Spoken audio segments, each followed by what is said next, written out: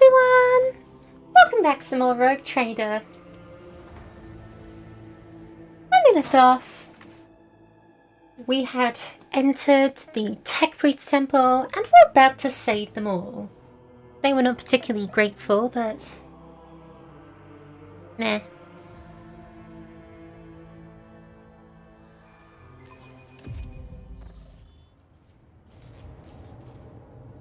I can assure you that was a graphical glitch.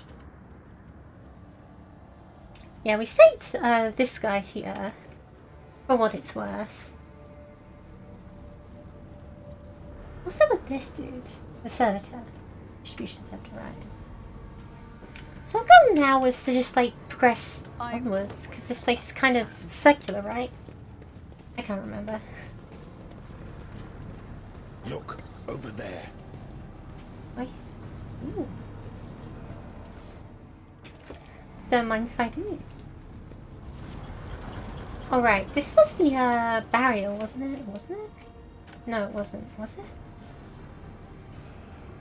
What's in here? The data altar of sacred analysis. Ooh, and stuff to loot. This explorator is blessed with multifunctionality. The cogitator's green screen lights up as you approach it, and it displays the flashing message. Pilgrim, only the words of the first galvanic hymn will reveal to you the gifts hidden behind the veil of knowledge. Now chant with me. Let us sing this canticle to... Device's keyboard lights up, clearly expecting you to enter the rest of the verse.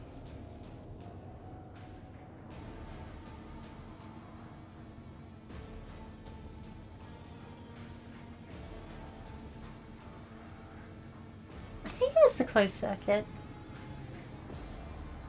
Scanner's Fox lets out a nosy groan as if he's clearing his throat, but Wen stops abruptly. After a brief pause, he averts his gaze and says in a rasping voice, "It is not known to me. Only high-ranking servants at Strands of Energetic Prosperity are permitted to perform the first galvanic hymn. Emperor help us.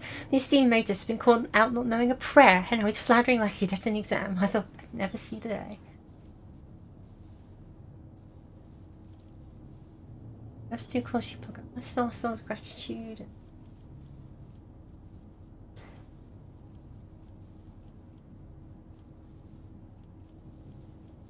Load contacts.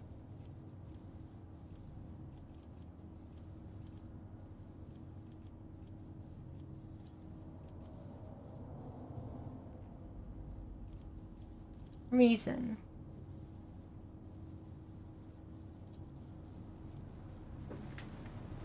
Damn it, I think he told us this and I forgot. They put doors in space. That's amazing.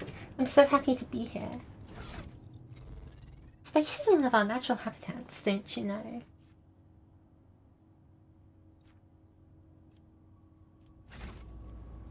I guess I could technically just brute force this, couldn't I?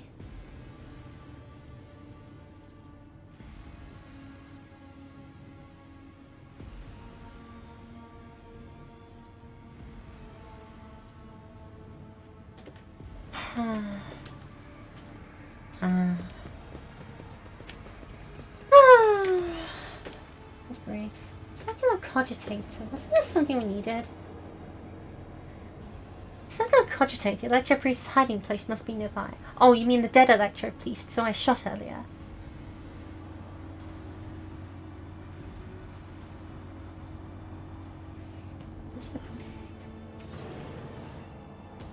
I mean, those are the options we deserve. So true. I always keep my options open. Oh, hi! You guys look unfriendly. Dire Impulse 6. A shortest, muscular man wearing the scarlet colours of the priesthood of Mars steps into your path. The wrinkles on his cheeks and forehead point to his propensity for frequent outbursts of fierce anger. But right now, he has shown no signs of aggression. Glowing blue patterns of electric tattoos, or electus,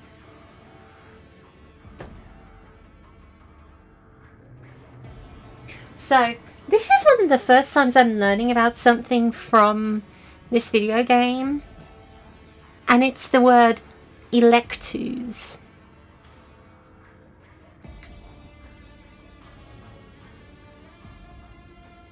Electu.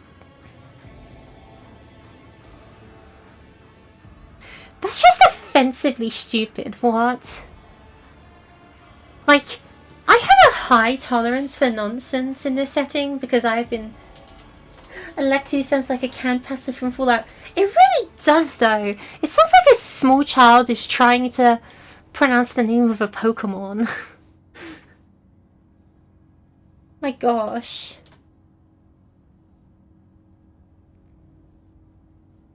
Glowing blue patterns of electric tattoos, or electus, show through his oddly bluish tinted skin. Why really blue? Electus. I'm only got 5 a day. A tight bandage covers the man's eyes, yet he turns his face straight toward you with no hesitation. He has a sharp, screeching voice, not unlike a bird's cawing. May the charge of the omnisci's mercy persist in the hands of the faithful. May the motive force persist their battery. Let's see. What kind of diplomatic incident will I start today? So number 2 obviously starts a fight. Number 1 probably upsets them because they are not of the Emperor's faith. So why don't I just say 3? I, road trader Donny von Valentius, declare this monastery to be under my protection. Motive force brought you here at the right time, Pilgrim. Whew. The hallowed electrodynamic Xenobium receives you, Pilgrim. I am Darimpulse 6, a servant of the motive force and a praetor electroid of this sacred monastery. And everything about the electro priests I'm learning today, well, yesterday, but mostly today. And it's like, wow, this is so stupid. They just diverge from the normal Mechanicus visual aesthetic very significantly already. But just like they're just every single time I learn something about them, it's like Praetor Electroid. Somebody tell me I'm not losing my marbles. Skull bow.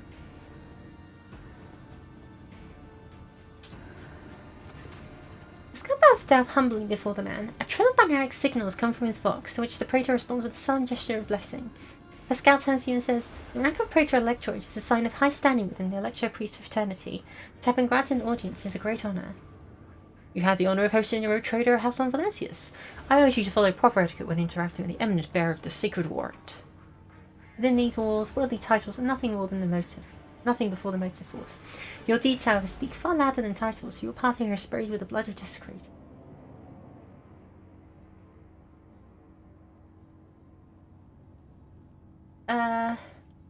Impulse 6, it was to you, was it not, that Logius Abel came seeking an interpretation of his data trance? Yes. The tech brother Abel arrived here in a magnetic meditation that would help clarify his visions. Engage it. Unfortunately, the heretic's machinations prevented us from completing the ritual. The esteemed Logis volunteered his help in defending the monastery, but contact with him was lost soon afterwards.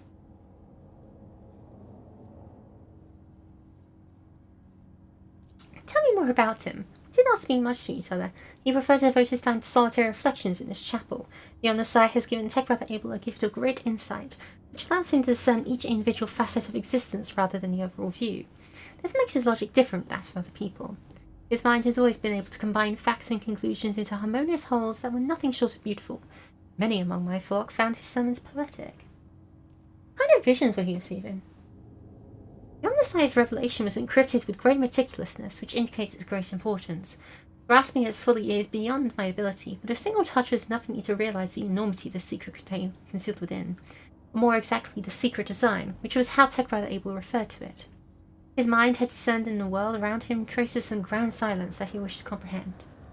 I rescued him from the insurgents. The Omnisci preserves Tech Brother Abel's life that he may continue to comprehend the mission he's tapped into. Yeah. I totally rescued him and totally didn't just, like, plug him into the power grid and fry his brain. I'm sure he'll forgive me for that. I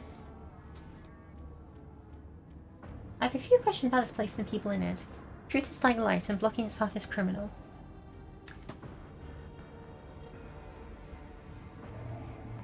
Who are you? Hardworking servants and dwellers of the Xenobium, Electro Priest of the Adeptus Mechanicus. The Corpus Scarage is this great honour by entrusting it into our care the sacred relic around which the hallowed electrodynamic cenobium was built. What precisely do you believe in? We've devoted ourselves to the worship of the aspect of the machine god which is known as the motive force. It's the blessed divine spark that creates impetus in the universe. The Omnissiah, in his mercy, gave the world the gift of the motive force, and we follow its impulses in order to increase it, bring it to lay people, and protect it from unholy hands. The relic that his monastery protects provides the entire planet of Reichibenoris with this blessed motive force, and we, unworthy though we are glad to serve the ancient machine that dwells in this place. Tell me more about your relic. It would be pointless to describe the miraculous fusion reactor. Only through beholding its ferocious power can one comprehend its blessed essence, and fear the might of the Omnissiah. Its core was found 4,000 years ago, and delivered to Reichibenoris by the holy warrior of the faith, Lock Impulse I, during one of his campaigns. Its sacred spark has not gone out for an instant, and the walls and power units in the cenobium have been erected around the relic in order to protect it from ignorant laypeople, as well as protect them from its forbidden might. The scout keeps his sullen silence, but the quick clicking of his Mechadendart's claw betrays his excitement of being so close to the sacred Archaeo attack. They're not like any of the other members of the Adeptus Mechanicus I've met. Our faith imposes a duty of obedience on us. Every Electro Priest is given numerous Electus that combine in a blessed Voltgeist circuit, allowing feeble flesh to withstand the might of the motive force. That is why our skin glows with its light, and our eyes boil and melt when we are ordained. The Omnissiah's tears is what they call this phenomenon, this dying away of unworthy flesh. As we shun the layperson's primitive means of looking at the world, we gain the ability to sense the motive force around us with our entire bodies. Why are you calling me a pilgrim? Only those lay people who decide to experience the motive force are allowed to cross his monastery threshold.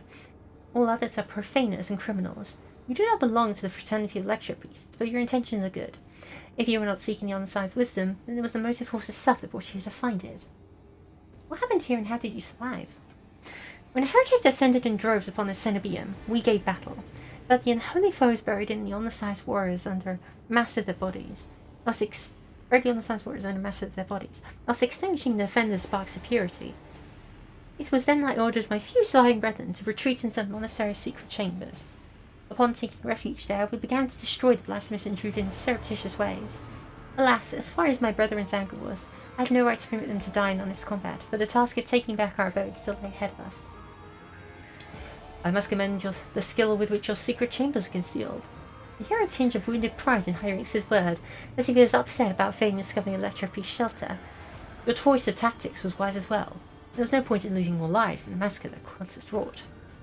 The leader of the heretics fought her way into the ark where dwells the miraculous fusion reactor. She is trying to desecrate the rite of operation with her unholy litanies, so that the relic may be corrupted and the world of Reichibenoris may perish in a font of fire. But my brethren, in their magnetic meditation, are hampering her efforts by chanting access request prayers in unison, thereby suppressing the commands that the blasphemers enter. This holy place will be protected against sacrilegious practices, I swear it. In the monastery, I was attacked by people who looked like Electro Priests. That is a lamentable mistake. We knew of no help that was on our way, and were not expecting to encounter any allies in the monastery's chambers. I see that you're alive, and I mourn the sense death of our brethren. I wonder if you have so touchingly mourned the Lord Captain's death, or if such sentiments would have only been awoken by the sound of our void ship delivering a punitive struck from orbit.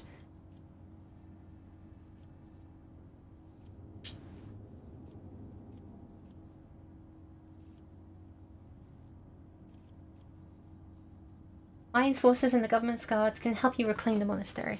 I cannot allow this. Lay people are forbidden from visiting the monastery, and a select few are allowed to behold the ark and relic within. You and a retinue are pilgrims of special status bestowed by the Emperor.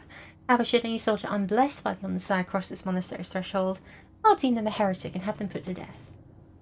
Confirmed. The presence of lay people on monastery grounds without the Praetor-Electroid's blessing will be regarded as a sacrilegious violation of the holy rite of operation. Heinrich opens his mouth for a second to say something, but changes his mind and quietly clears his throat instead. Sure, better to die protecting the lumens and coils than to accept help from unworthies, and they're left to deal with the mess as usual.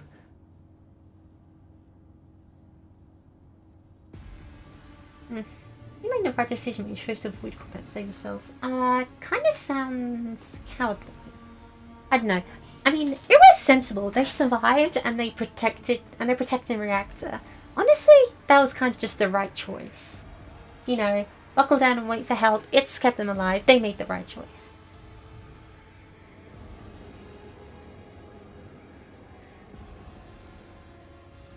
Thank you, Pilgrim. It was not easy watching an unholy intruder stampede through the chambers of my temple. We all envied our brethren who had fallen before that sacrilege began. I want to get to the reactor. Can I get to the reactor?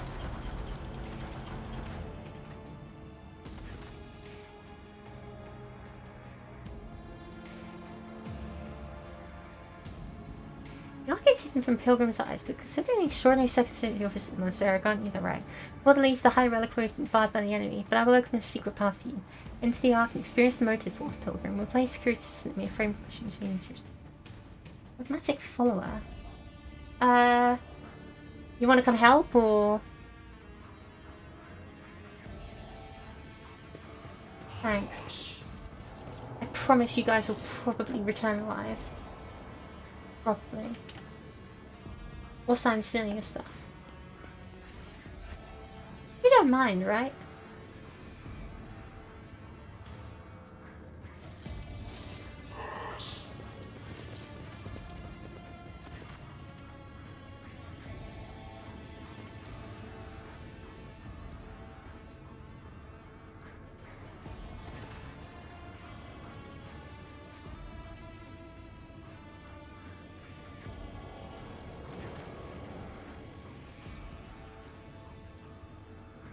Surely I can just do this, right?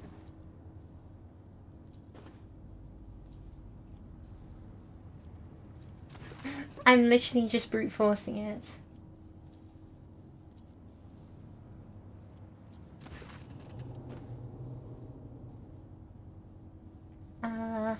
One, two, one.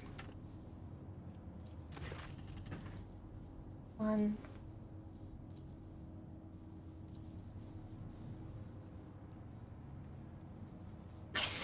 I swear this appeared in front of me at some point.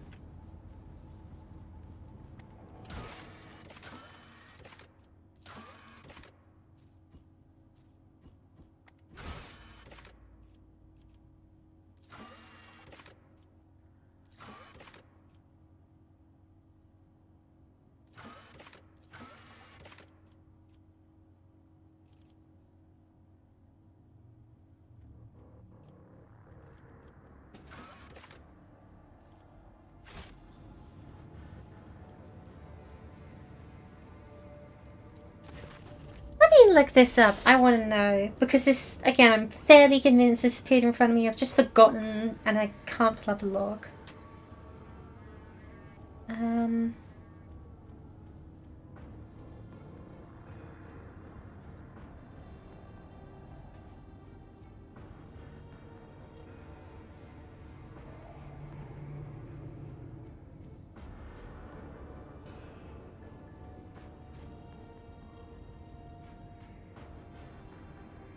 No, I don't want.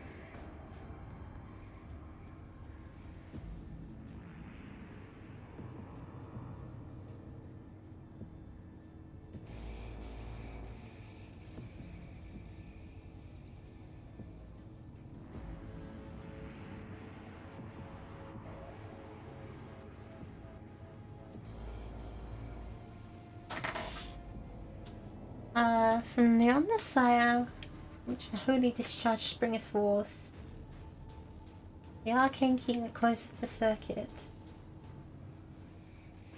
What a reason I had. Yeah, that would have taken me like hours to brute force. I'm sorry.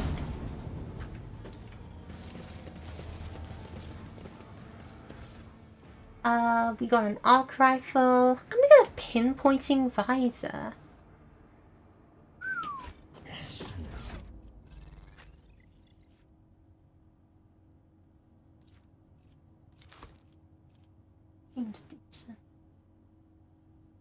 Since when could you equip that? What?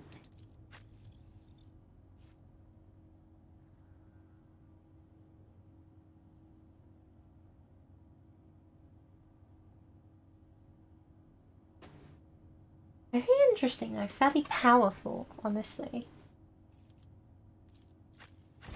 I don't know who I'd equip that to, but I definitely want to equip it to someone. Anyway. Now I've finished being shameless and looking up guides, let's actually play the game ourselves. Into the Belgian Monastery.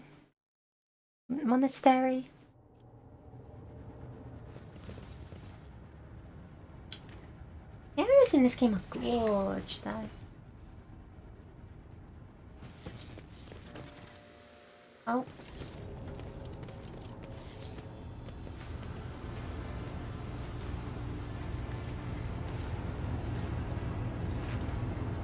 Yep, no, that's definitely a lucky attack.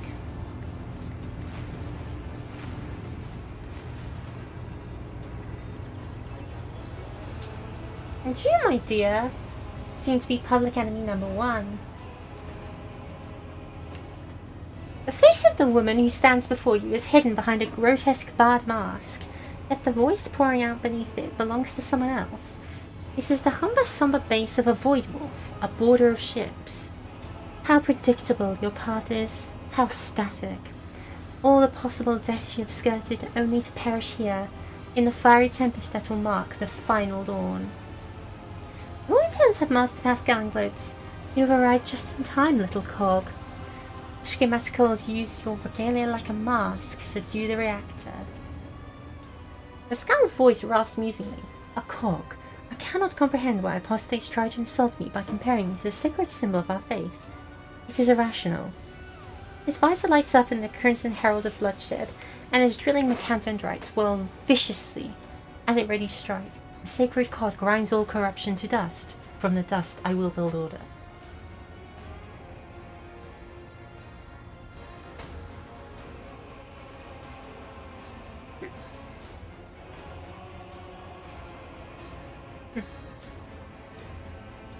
Well, a talented enemy. Can you do the governor's voice?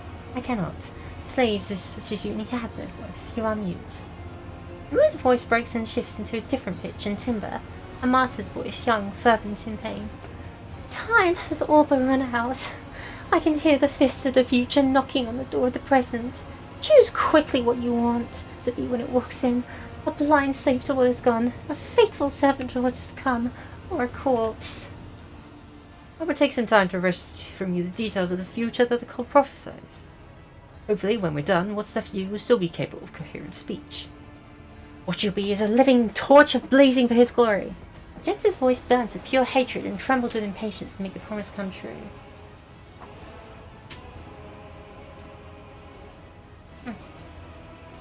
Who are you? My name is known to you. I'm Aurora, servant of Uralon the Cruel and the spark of the final dawn that is destined to set Racket and Norris ablaze.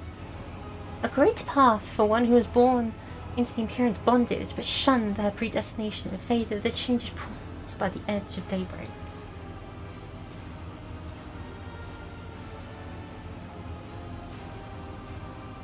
Who's someone lies, a Relon demon or just another heretic? Or I think laughter comes from behind the mask.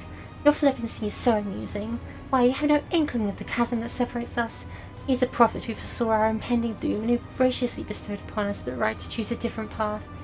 He is a shadow of ancient wisdom from a time before we were slaves to our bitter predestination. Oh, traitor, I can't wait to close the creature's mouth the seal of death.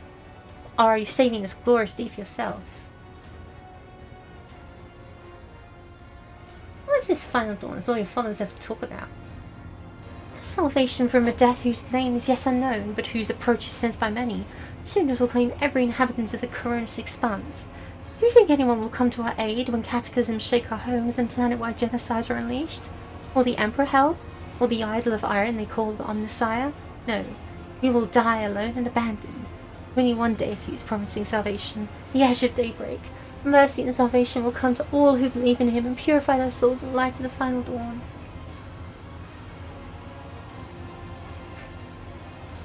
Why are you blinding people? Do you think they are blind? They see far more than you do. The reflections in mirrors blessed by the energies of the Immaterium, the Edge of Daybreak reveals them visions of true existence and gives them glimpses of what is to come. The eyes lie, eyes while masters have taught them to see only what is consistent with the lies they tell. The gift we give is that of true sight. The woman takes a glass prism out of the folds of her clothes and looks at you through with a mocking chuckle. The prism's bluish pink sheen imprints itself on your retinas, though it's been burned into them. Guess what I see when I look at you? In that case, you should consider losing the eyes too, sister, because your visions are all wrong. My whispers are telling me something completely different about who dies here and now. I won't spoil the surprise, so let's just say it will come as quite a shock to you. I think there's enough heretical talk. Conversation about truth always frighten ignorant minds.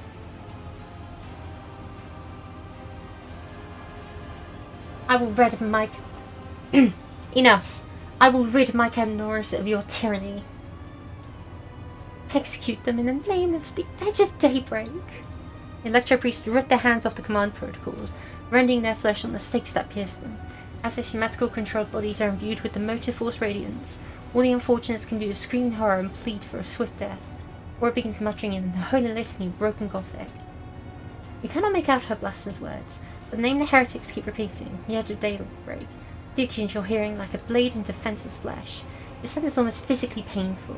It spawns strange and impossible phantoms in your mind. However, you manage to muster your strength and banish it from your mind. And if you're not careful, you can really end up with a full-blown demon infestation in your skull. Beg for mercy, but I will grant none. Come to chaos! Right, I'm not killing you straight away. Cool. That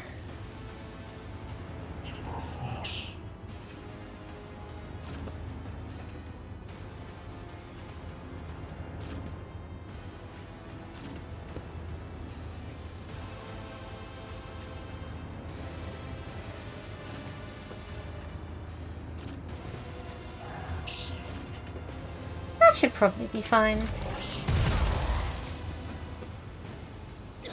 Rounds until the reactor explodes. Brace yourself, Elf. 2? I serve the ruinous powers!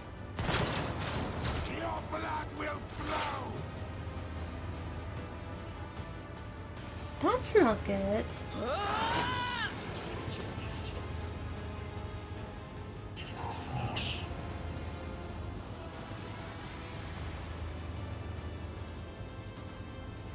On it.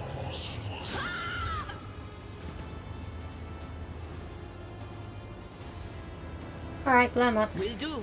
What an unfortunate turn of fate.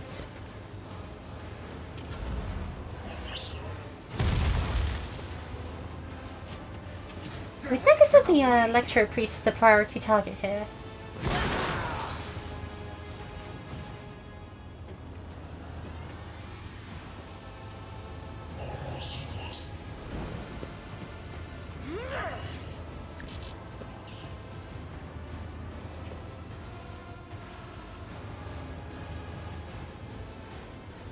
I'll do it.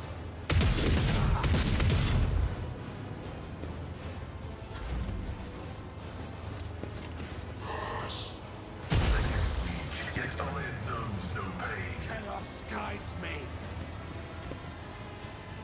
Ah!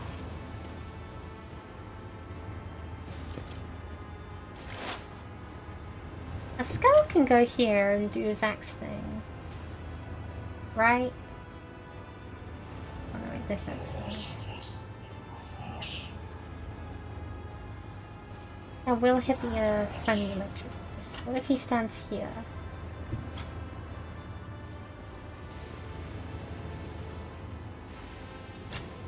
What if he stands here?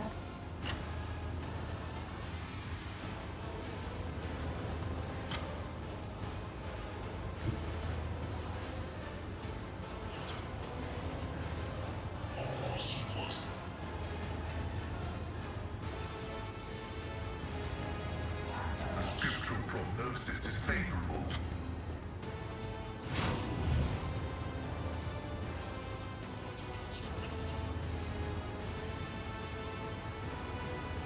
Size him up and chop him down, I think. The Omnissiah.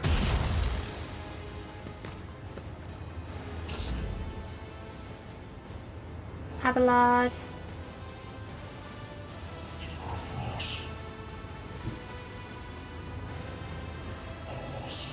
I will do my duty. I meant to do the one of the thing.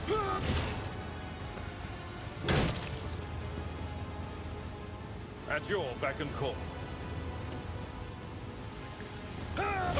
Reduced to dust. Right, so that did save us some time. That's good. Out of my way! Oh, there's a lot of electro priests. This is gonna take a while.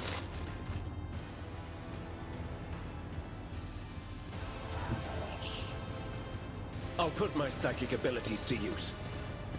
He used to just use a sword. Actually, isn't it like a force sword? Yes. So I guess he is using the psychic abilities technically.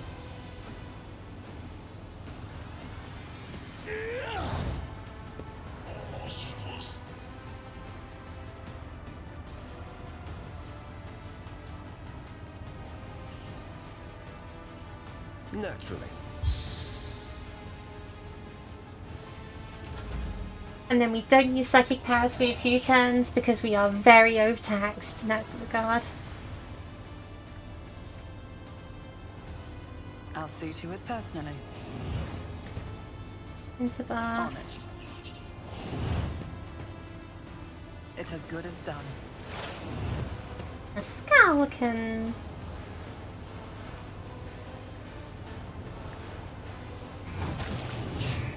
Got a good sweep off. Nice.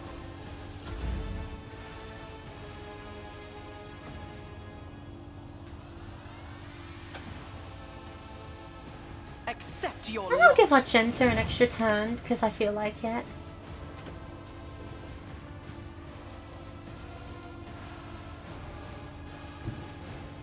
Except she can't really make use of it without like shooting all our friends. So instead... Look at that move.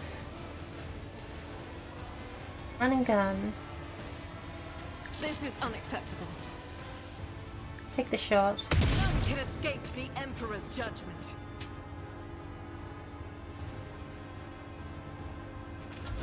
That was a bit of a waste of heroic action, not gonna lie.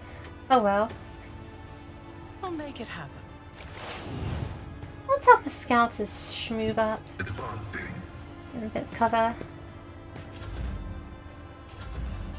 Crush the feeble. So he does have that arc rifle he Fall could back now. very much put to use.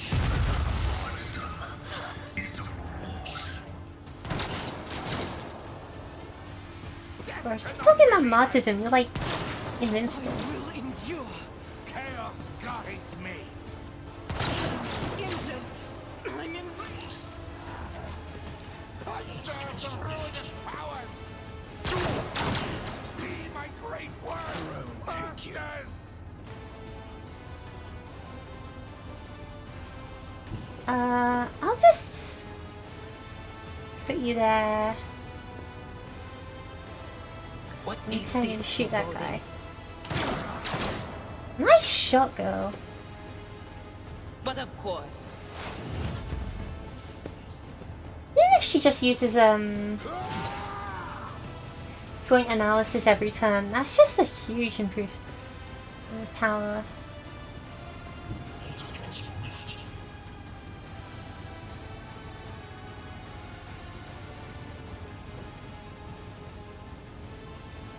I'll tell you just on there.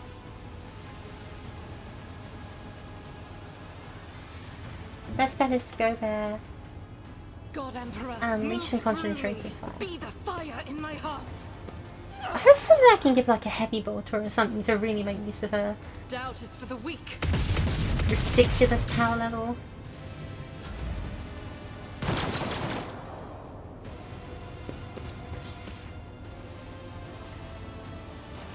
These electro priests seem very afraid of attacking.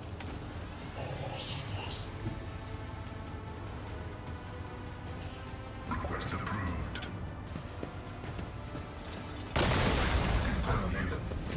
Sorry, buddy.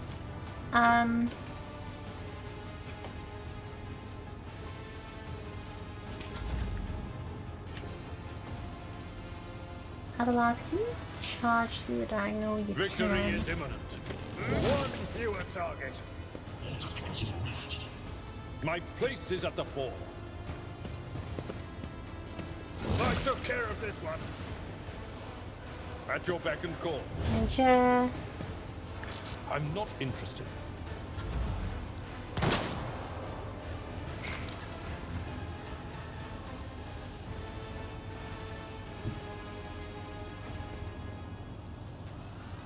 The Emperor is on our side.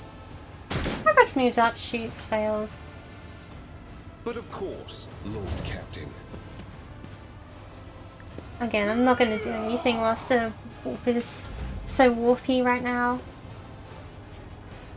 Sounds like a great way to use a life.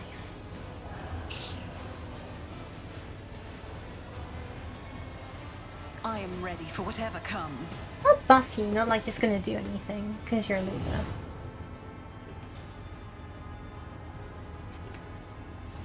Who, if not me? What do Argenta to shoot that guy? Faith without deeds is eradicated.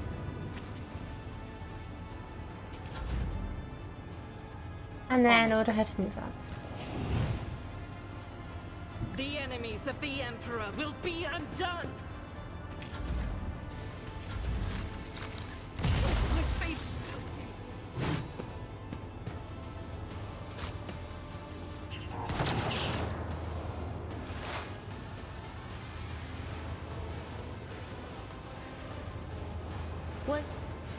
Was it Join analysis.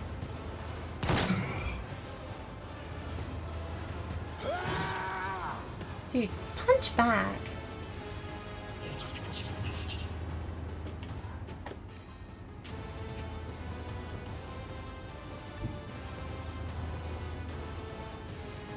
Okay, go there. Rejoice in battle? Concentrate your fire. As the Emperor commands, I act. Lock in. Shoot do this it. fool. None can escape the Emperor's judgment. Nice.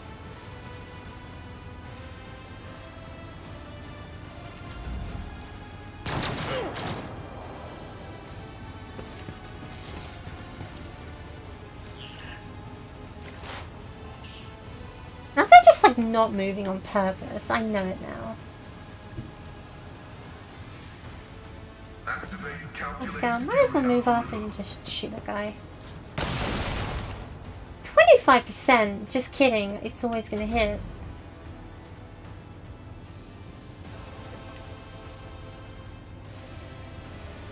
I will do my duty. Hit that guy. Someone else can do this. Charge him down. A I tactically wish sound approach. the fact that you can. There's that minimum charge is very frustrating to me. One fewer target. Very good.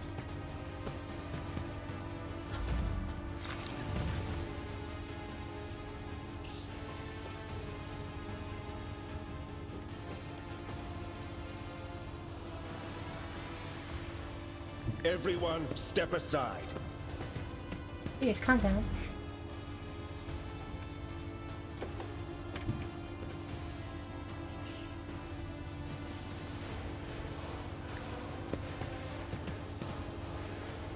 What if I scout to move up? enemy is the tread of his faithful.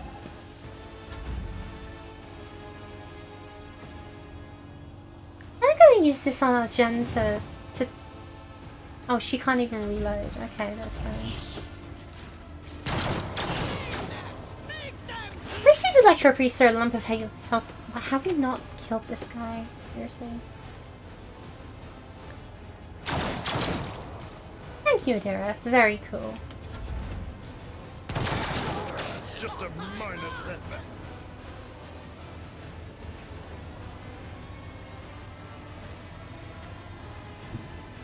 I will not, guided by faith. Go here and reload. Can you still shoot if this is the case? You can. Grab that Doubt bang. is for the weak eradicated.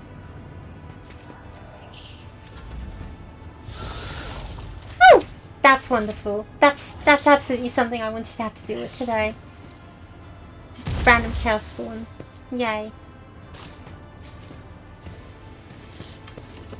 I get it. They must be rolling on the warp table and that guy got freaky with it. So.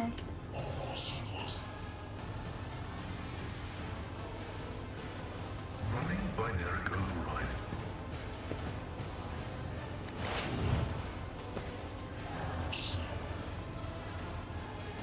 The scriptural prognosis is big.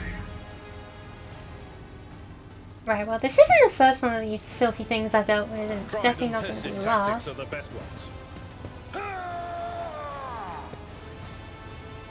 At your beck and call. The solution, as ever, Indeed. is to just keep attacking them until they die.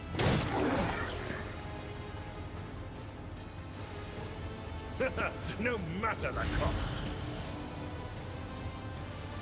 At your beck and call.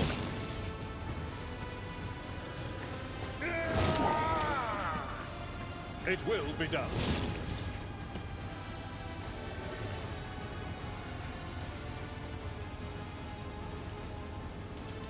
I will do my duty. Easy. Indeed. Bloody easy.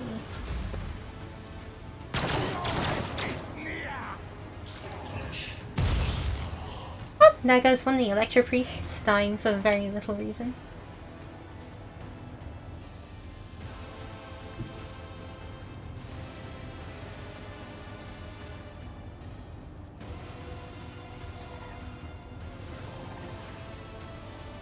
Get me a target. But I hate that guy. Oh, I shouldn't have done that. I should have stood No. back and charged. Oh well. I won't object. Just fire a few shots if it's ugly mug. Let's see to it. Danger, move along. I'll see to it personally.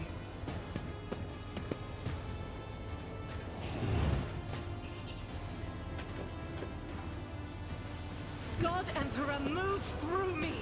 Be the fire in my heart!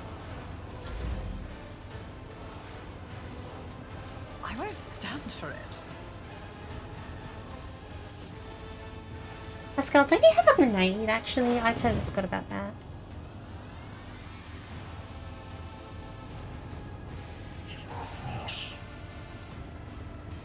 Running binary override. The Messiah condemned. Using a fire next to a fusion reactor may seem like a bad idea, and that's because it is. Fusion reactor. I know what is to come.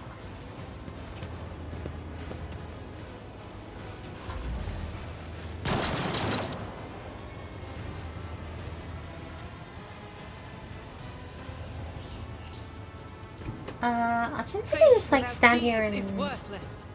go gadget bolter. Struck is a There prayer. we go.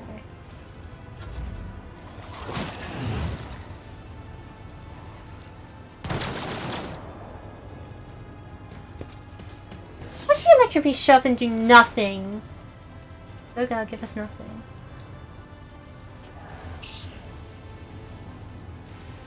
Right, I've also started a fire somewhere I definitely shouldn't have. Explorers know one route. Forward. I've suffered worse. Ah, no you haven't, shut up. It will be done. Okay, hate this guy and At your shut beck him and down. call.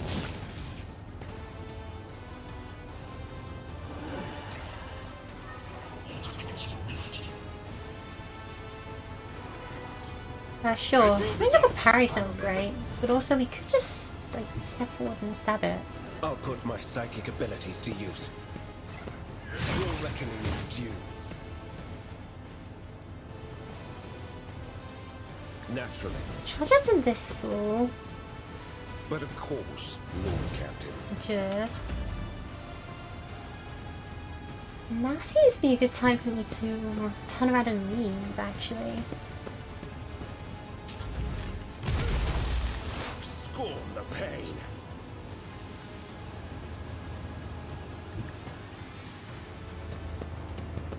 The veil is not. Be gone. Nice. Right, so there's no way around the top way, so we'll just fall back. Now, in case the...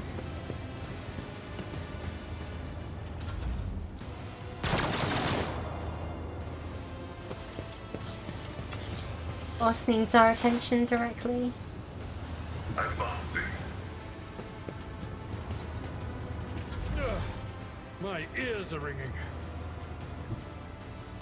Oh hush, blood, everything will be okay. Follow my lead. Relax, old man. Would I seriously send you somewhere I didn't think you could handle everything? Indeed. Victory is an exemplary strike. Reduced to dust. Nice. It's always the shield bash. Cool. I'm next. Can you just like shoot the guy in the head a few times? I need a foothold. I'm done with this one. Bang. Enough. Now an aged rattling voice speaks from you behind the bloodstained mask. You are powerless to halt the approach of what is to come. I see a crimson trail leading humanity to its doom. Why does that have a section test? Oh, the warp storm, of course. I see the glow of the final dawn, and that means existence has made its choice. A dagger flashes in Aurora's hand. She drives it into the control panel with her strength. Now you will see it too.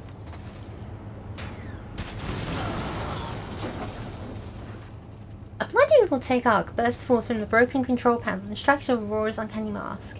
This metal heats up, smoke billows through the bars. With a howl, the cultist collapses. The light is gone. Was that it? The final dawn? Oh, why was this so different from what my teacher promised? Aurora shakes her head blindly. Her voice is now the voice of an ordinary middle-aged woman, frightened and in pain. You will pay for this. You will. The woman's body goes limp and collapses to the floor. Her eye mask hits the ground with a dull thud. Escal examines the corpse with contempt, then concludes dryly, affirming purgation and termination. Heinrich grimaces in disgust. The heretic took her secrets with her. Pity. I said it would come as a shock to her, didn't I? Eric's eyes literally sparkled with astonishment. Adira's smug grin gives way to an expression of concern. That said, my friends from behind the door won't calm down. They keep sneering, guffawing, and the joke's on us and not her.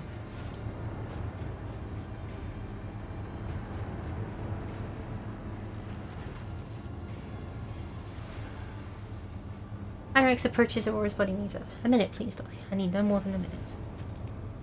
Let's inspect the control panel. The cogitator is probably well beyond repair, but your attention is drawn away from the sacred machine and towards the dagger sticking out the control panel. On closer inspection, it turns out to be the lavishly decorated hand of a sword whose blade has been pried out. Its pommel is decorated with a strange adornment resembling an eye covered by a scaled lid. What remains of the blade has a blue sheen to it, the same tint as Kunrad's weapon during the mutiny on your void ship. This is no human-made object. It was grown from wraithbone, a material favoured by the Eldari.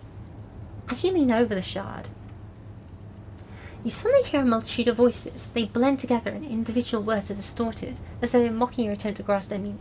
The nagging whisper is like the burning red scratch from the holy claw upon your mind. Heinrich, take a look over here. Is this by any chance what you're looking for? Heinrich raises his head up, gets up, and makes a wry face as he carefully examines Aurora's weapon. This unholy object is the work of inhuman hands, and judging by the cold I'm sensing, it is tool of the Arch Enemy. I'm most grateful for your vigilance today. Heinrich takes the strange shard out to the control panel and studies it for a few seconds. Curious. Heinrich steps the corrupted way and turns to you. Rogue Trader, on behalf of the Holy Orders, I thank you for your cooperation and release you from the requisition. From this moment on, I am at your service. I am ready to come aboard your ship and head for football as soon as you deem it possible. That is, if you do not have other business in the system, in which case I am prepared to assist you in prompt resolution. Let's remove the mask. The unhammer is firmly attached to the heretic's flesh. Her face is impossible to make out in the dark behind the bars of the mask, but after peering at it for a little longer than necessary, you wonder if, for a moment, you saw it move, something move. Let's finish cleansing the monastery. Executing. Let the Omnissiah given motive force flow and all obstacles in its path be eradicated.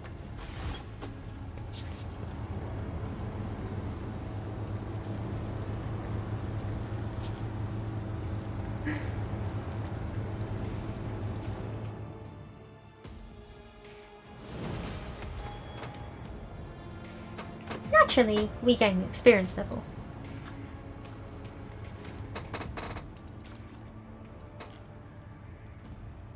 Man.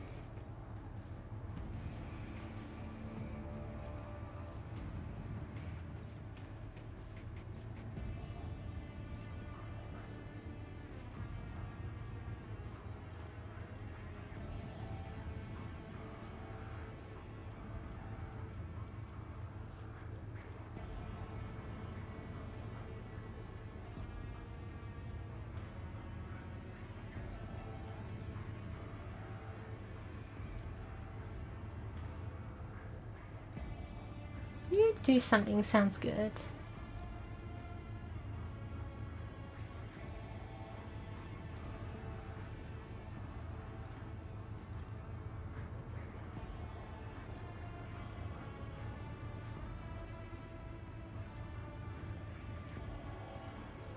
More Fellowship is just practical for a social character. Let's see, you get...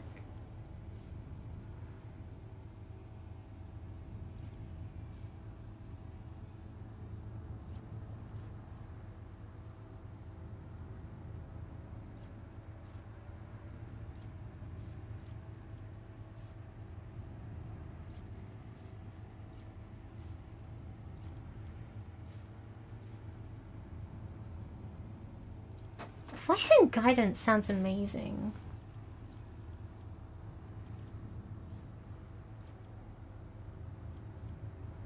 I could also use some Medicandy. No.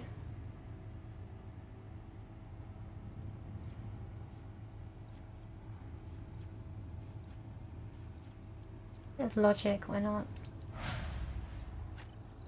Honestly, I think, like, Iluda, if only I had someone else with, like, Perception 50, I would be dumping her, because I would just teach Heinrichs the buff skill and then just let him handle it. A lightning bolt is pretty powerful, yes, but...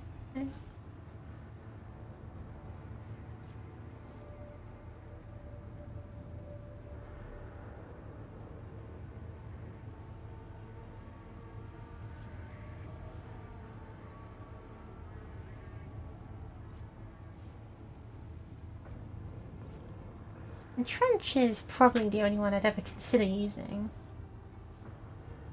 See, actually, she's got like 50 awareness already.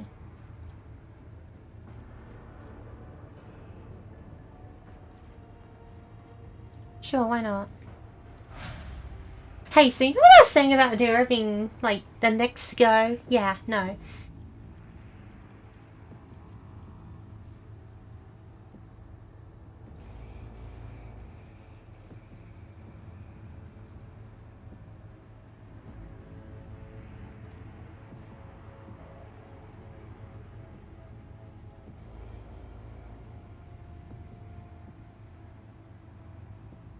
Reckless Strike sounds like a great finisher.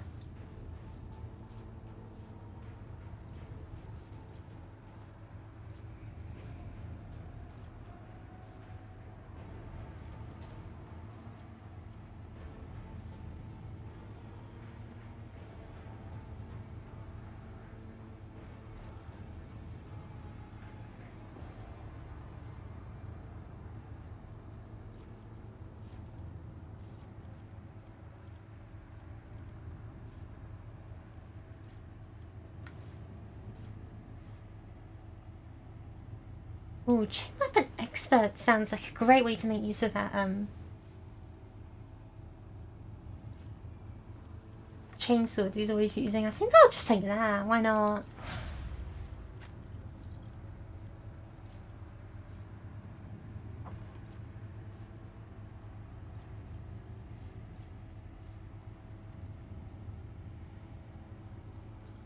Why not take Fresh Target? You're always going to be attacking enemies who are like that anyway. I think we'll take use, it's just the right thing to do. And you, yeah.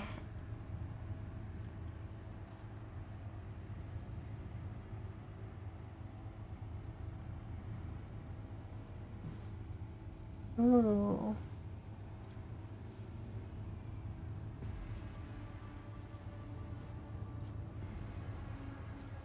I was thinking I was going to give him Invigorate and then I'll give him Divination. Right.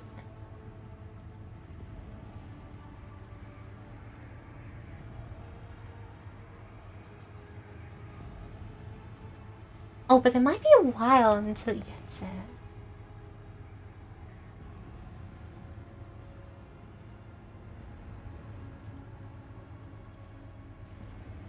No, let's take it. Why not?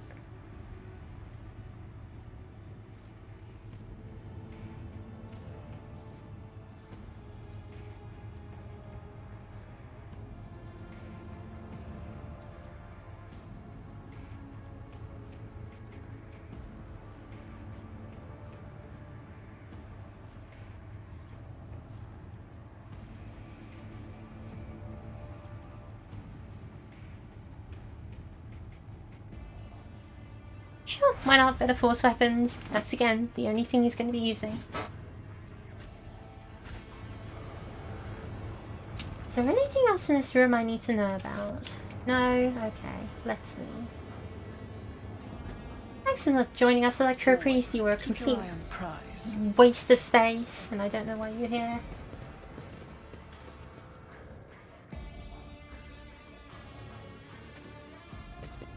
Blood Electrodynamics Snippy and Greeks the Savior. You're welcome. That's why we save people, you know?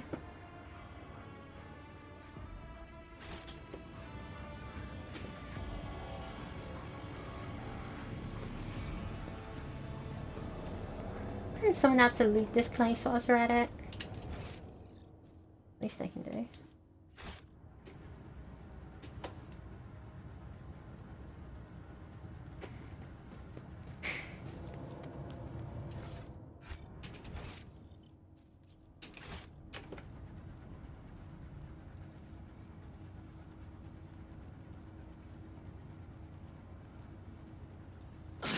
From the ashes, I will rise. Sins hidden in the heart turn all to decay. Why are you like this? I honestly thought they would have disabled the traps when there was, you know, no reason for a trap to still be there, but whatever, what do I know? Let us kindly step outside. Let us not dawdle. I hope that bloody crippled injury doesn't cause problems. Oh my goodness, there's a lot of stuff.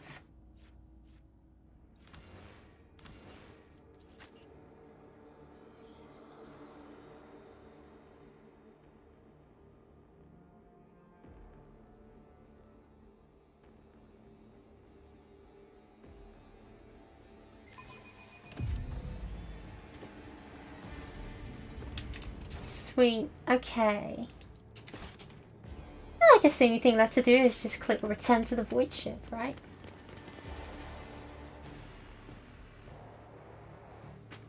Nice.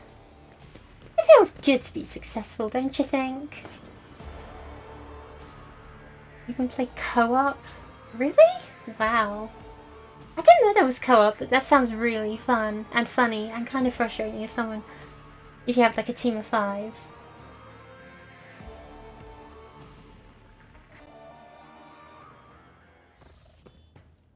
Oh, here we are. Rogue Trader. I was somewhat brusque at our first meeting, and I would like to make up for it by expressing my thanks for your assistance in the electrodynamic Cenobium. Your arrival could not have come at a better time. Thanks to you, I have succeeded in finding the object that brought me to this system in the first place. Now that the weapon of corruption has been seized from the cult, I can satisfy the Lord Inquisitor's wish and travel with you to Footfall, once you have finished your business on Rycat. There is one more thing. The Lord Inquisitor gave me this item some time ago. He must have thought it likely that I would find myself aboard this vessel sooner than he. I was instructed to deliver this device to Lady Theodora. However, given recent events, I believe I ought to present it to you. This is an elucidator, a sacred machine capable of translating the languages of remote and lost worlds into Low Gothic. It can even process Xenos languages to a certain degree. Not without infelicities, but possibly well. I bet if I say a strange choice for your first love token,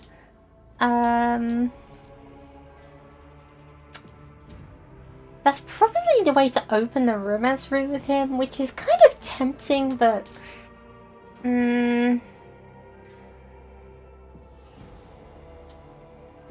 now let's be coy about it. Strange choice for your first love token. It's not. It is not a love token, Lord Captain. It is a rare and valuable device that will be a useful tool in the hands of the rogue trader. You know, despite this man being very stoic and inquisitorial, it's kind of fun to wind up, don't you think? Woo! Heinrichs cuts you a glance, one which you suddenly realize is charged with a strange, almost personal interest before definitely facing his game. Oh, ho, ho, ho. Is that so? Apologies in advance if I unknowingly violate the protocol for conversing with someone of your elevated status. I think a slip in composure is to be expected when one is hosted personally in the Lord Captain's study.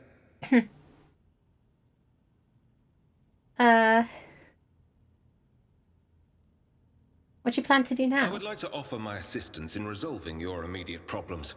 I am aware that the ship suffered considerable losses during the recent mutiny and was damaged by the cultists' actions, and you have lost many valuable officers as well.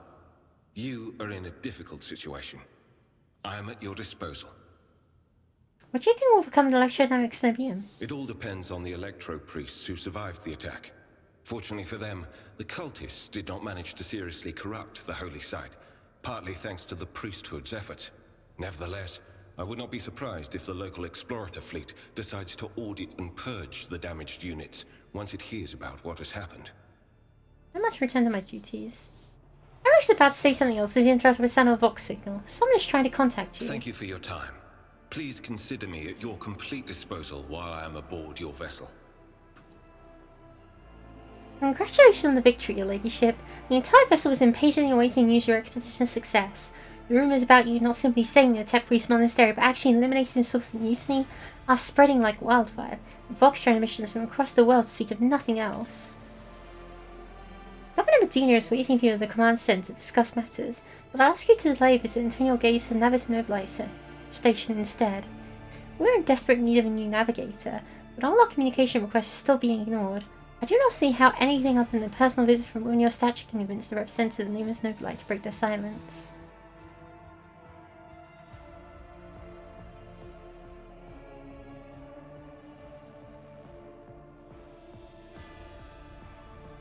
I mean, that's a pretty interesting request.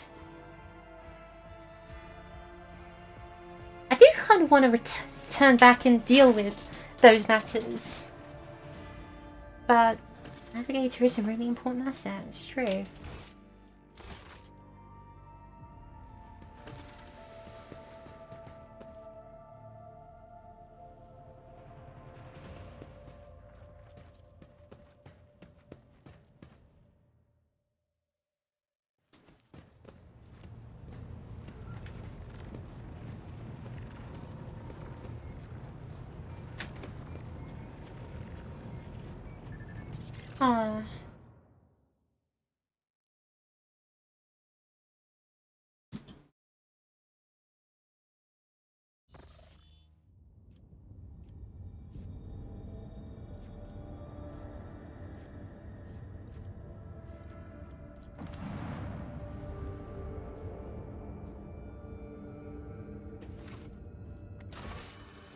Let's review the quest.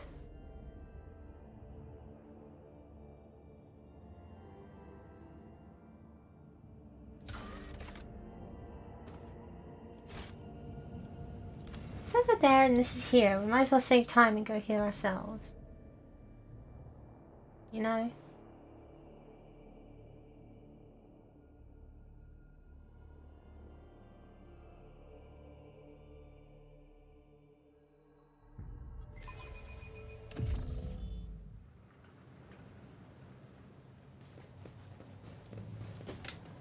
If I come to the greatest later, so be it.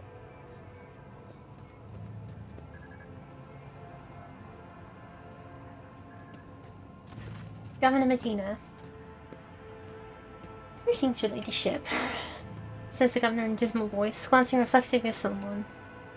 Medina was harboring some strange smell. Master von Calax, please be seen in good health. I hope you accomplished what you intended to, lecture them Exendium. The interrogator nods without saying a word. After a couple of long pause, Medina clears his throat and quickly turns to you. I can't express how grateful I am for your help. Now that the insidious heretic's designs have been thwarted, nothing stands in the way of my plans or yours. With Aurora dead, the spirit of revolt is waning. The entire squad of rebels is surrendering. We are witnessing the final day of the uprising. I've already signed the order to allocate 2,000 first-class voidfarers to you. Transfer to your ship should begin any minute now. I'd also like to salute the saber of my Cadmanoris and have already given orders for a celebration to be held in your honour. We'll mark your victory with ancient custom, the Triumph. You will drive through the city streets accompanied by a guest of honour, as a festive heroine who has vanquished the Imperium's enemies. While your trophies will be displayed to the jubilant crowds. Let me know once you have concluded your business in the system ready for the triumph to begin. In regards to your participation in the triumph, Governor, you will accompany us to Starport to provide timely answers to any questions that may occur to me as I inspect the terminal there. That being said, you should appear before your subjects at least once at the end of the ceremony. Doing so will help retain order. There is no reason to let people know the world may soon be in for a change of leadership. Dara shrieks and blindly reaches for the air in front of her. She rubs her eyes nervously. Oh, for Glock's sake!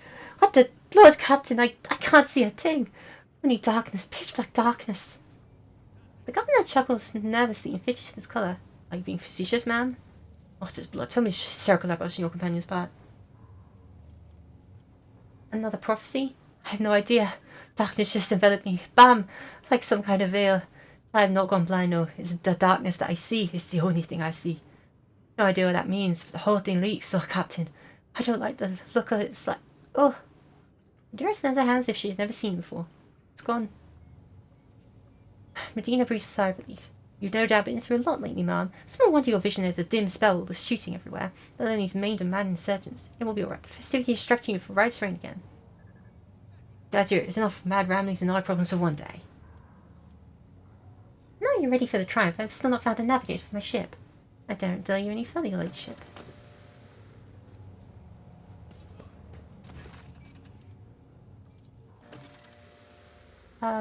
Bile available? Because I can. Ooh. The Soul Siphon is a 4 sword. Ooh, can I scratch up 9? Ooh, ooh. Maybe I can.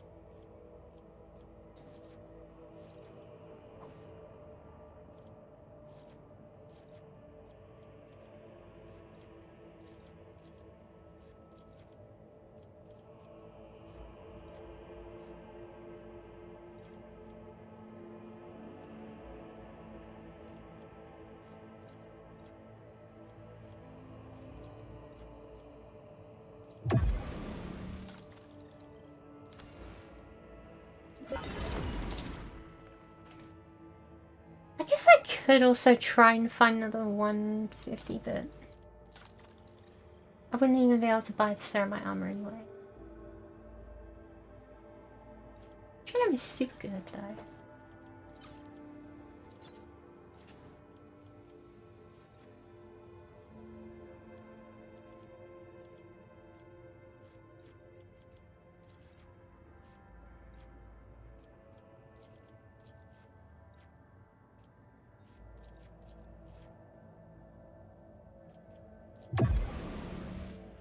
The 200 required ship.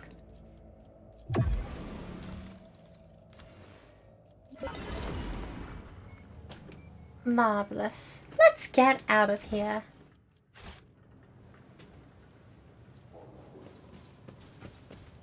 Cool. She's speaking of darkness over and over again, and it's kind of worrying me, but only kinda.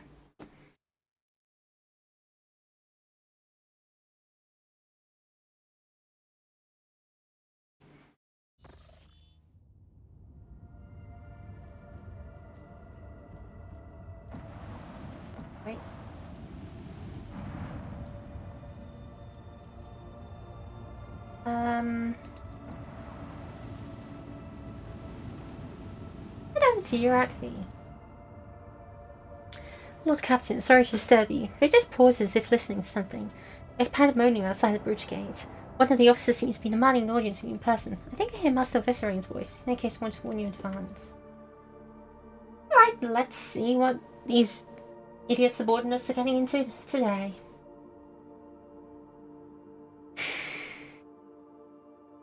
It's hard being a rogue trader. It's hard and no one understands.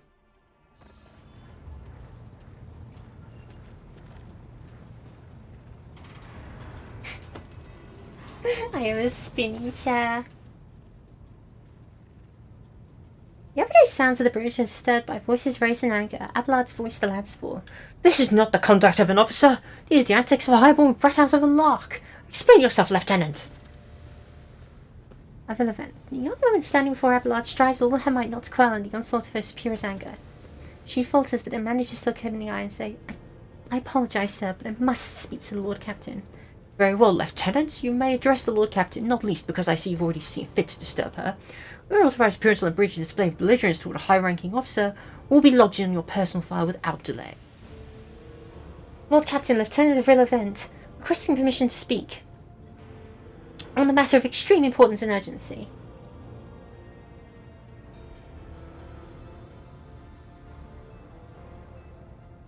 I may speak, but I want to hear a report, not a shouting match. Being two officers bickering in full view of the bridge is unacceptable. I'm sorry, Captain. I thought that drastic times called for drastic measures. This matter cannot wait. Any minute now, an assault unit will be dispatched to the lower units. On order to crush the workers' strike by any means necessary. But I'm convinced that the step is unwarranted, and that the crisis itself was provoked by the action of one of the senior officers. Bennett is almost trembling with tension as she delivers her speech, her face extremely pale. Abelard, in no hurry to intervene, lets out a sceptical huff. He glances at Saurback, who is standing not far from him. She maintains a stony expression. Lord Captain, I urge you to investigate the actions of Marshal Visserain and to intervene what's happening on lower decks, because very soon we'll have a mutiny or massacre on our hands. Linda reels off the last words as though she knows them by heart. She's clearly been preparing to say them for some time. When she's finished, she casts an anxious glance at Abelard. You. There's an insurrection in the making aboard my ship and no one has informed me? I'm not deeming it worthy of a rogue trader's attention. Lower decks, as it so happens, are in revolt. 30-some years ago, we even had a revolutionary leader rise up who dared to establish workers' rule across the entire ship. It took a month to restore order, but even 8 years later, we were still battling rumours that the hero had survived execution and was on the verge of gathering people to fight tyranny once more. Abelard scoffs. Needless to say, the rumours were baseless. As for the current situation, we have sufficient force to deal with it. But on the ship, the words of the Lord Captain carries more weight than a salvo from 100 bolters. I'm sure that if the rogue trader addresses the malcontents directly, she will quell the unrest. I dread to think what problems you disturb the rotator with next. Perhaps you will ask the Lord Captain to break up rules in the mess room?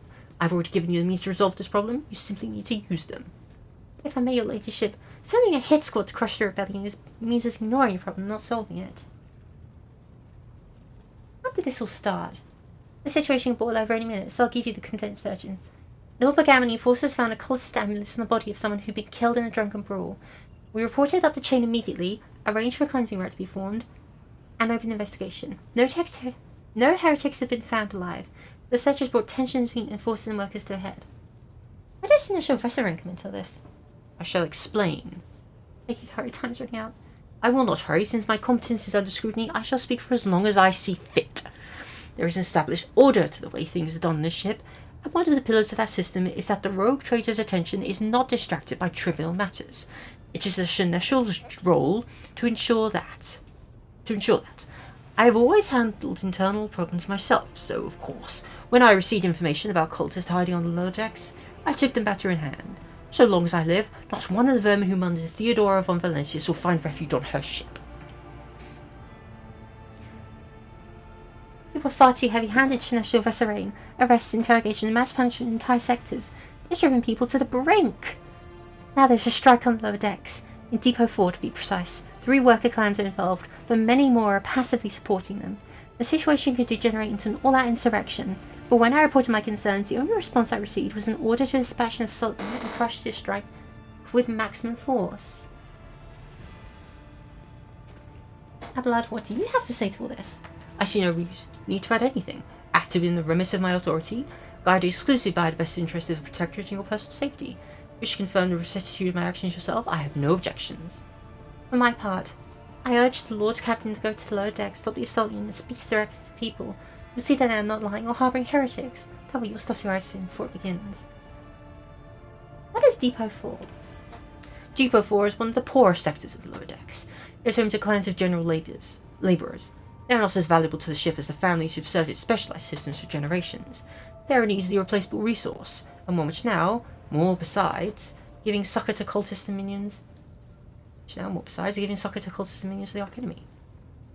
Depot 4 is poor and troubled, but at worst that means drunken fights and illegal rock-up brewing. We've handled the workers on Depot 4 in the past. We would have done so again if the crackdown on Depot 4 hadn't been so harsh. Another important point to bear in mind, the problem is not limited to this sector. It's located on one of the most populated lower decks. Everything that happens there has a knock-on effect to all the neighbouring sectors.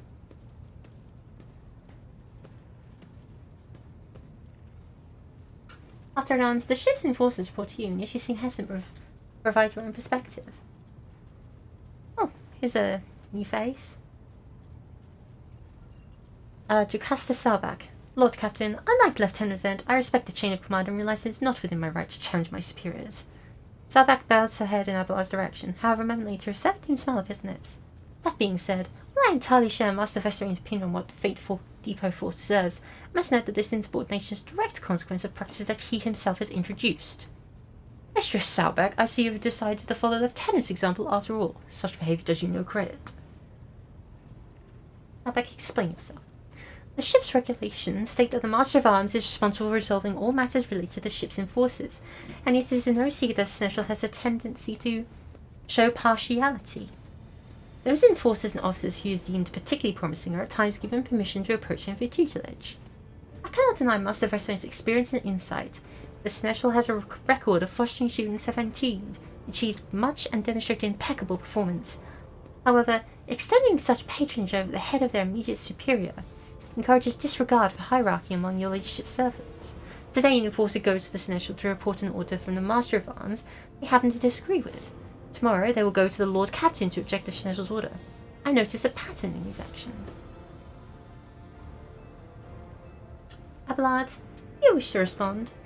Mr. Salbach, can you recall an occasion where I would encourage an officer to disobey their superior, or one where I would overrule their order, or show favouritism to those who merited none? None, Seneschal. There have been no such cases in the entire time I have served aboard this ship.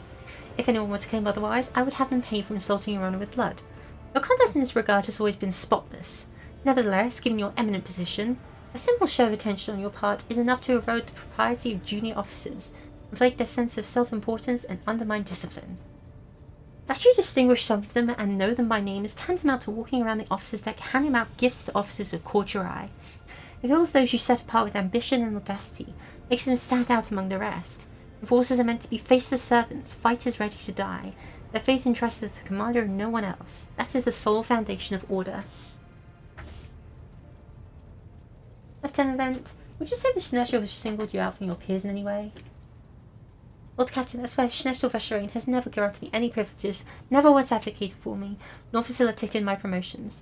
Although, he is the man who convinced me to become an officer in the first place. He has offered me extensive guidance in my service, for which I am grateful to him. And while not all my fellows receive such attention, I know at least a dozen fine officers whom the Seneschal keeps in his sights to ensure they continue to strive. Prepare new generations of dynasty servants to instruct them and to separate those with potential from those who have exhausted it. That is my duty as Seneschal. The ship has bays worth of pilots, enforcers, officers, technicians, and stewards who I have raised personally. By the throne, every third person on this bridge right now was my shooting at one point. I see. Evidently my officers are anything but a shining example of unity in their adherence today. I have only myself to blame.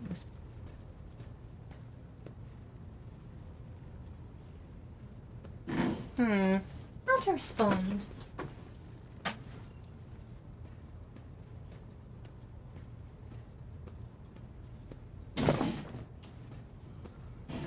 I feel like going down there is a great way to get myself shot in the head, but also I want to see what's going on. I've heard enough. I will go down to lower decks and deal with the problem personally. Praise the Emperor. Thank you, Lord Captain. And try boarding on the software outfit. Suffer more, Rick. But please yourself, Captain. However, our category insists I escort you. Lord Captain, I regret that the enforcers are unable to handle the situation. We send that to your initiative and involvement. I consider my duty to go deeper for myself and see the expedient resolution of this incident. Yep, everyone's here.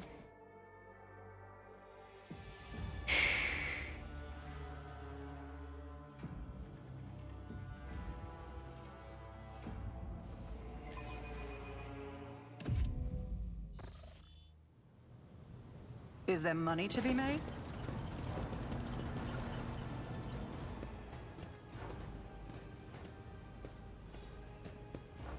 Yeah. Oh, your fault. Oh, your fault. Abel's reflexive wipes the sweat from his brow in a startlingly human gesture, and a telling one. Remember when he allows his age and wariness to show through his armor like veneer of self-assurance. Lower decks are all source. Are a source of endless problems. Sometimes I clearly regret we cannot replace all the locals with servitors. Did you hear them shouting your name? Of course they were. The organisation of daily routine life at the ship rests upon my shoulders. The mountain of challenges and problems from which I endeavour to insulate you, Lord Captain. The situation on the lower decks has been a cause of concern. I have intervened personally on more than one occasion. That must be why they remember me. They do not know your face. Then you are akin to a creature of legend, one who stood on the steps of the Golden Throne, no less. From us, I am the man whose name is attached to every order of docking rations or lowering a base heating. Let's get moving. We need to get to the bottom of this. I started to see a fairly decent bed for an Imperial thrall.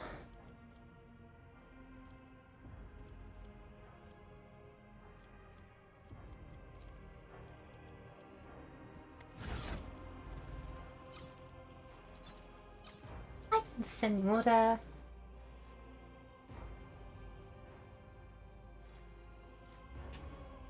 think here I want to do stuff.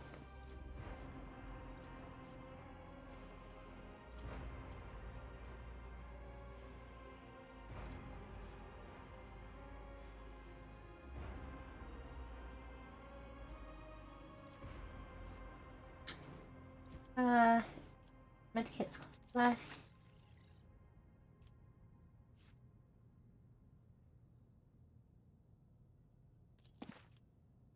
Sure, why not?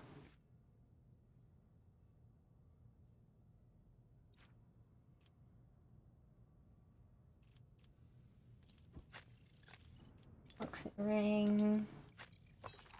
Metronome.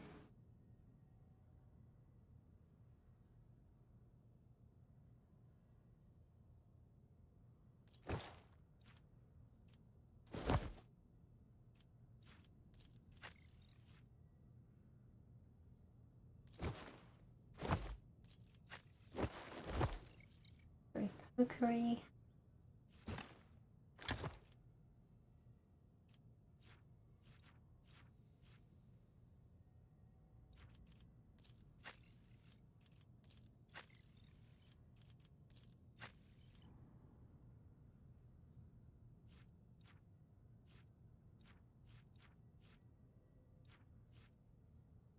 Glass gun.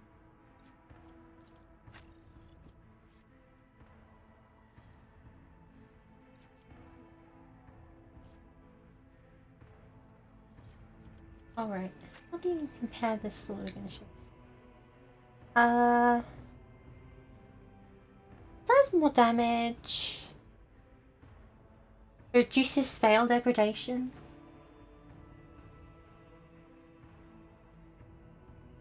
That's amazing. Let's take that forever.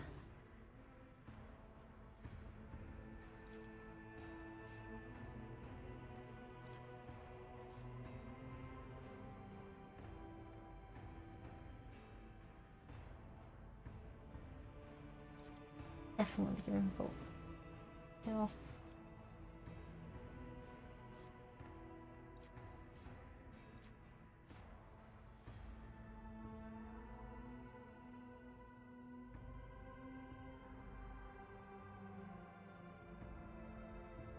This does more than what you've got. Yeah. We have that equipped then.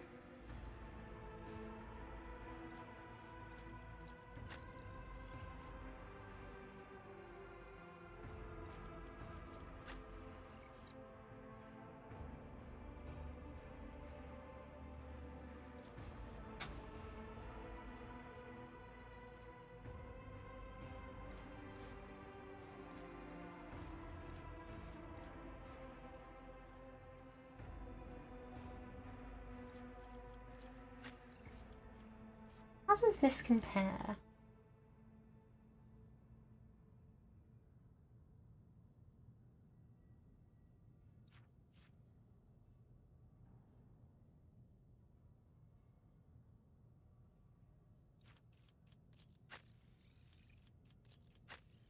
Technically, this is,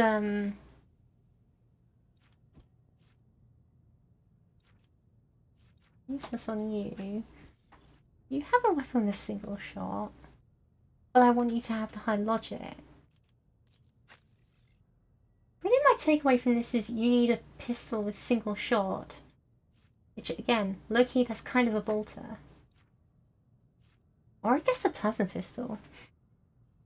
She'd actually do really well with a plasma pistol, I'll be honest.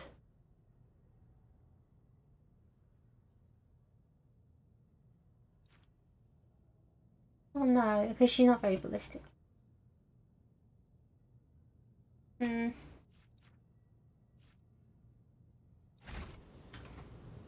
so is. Rise to the top, or get left in the dust.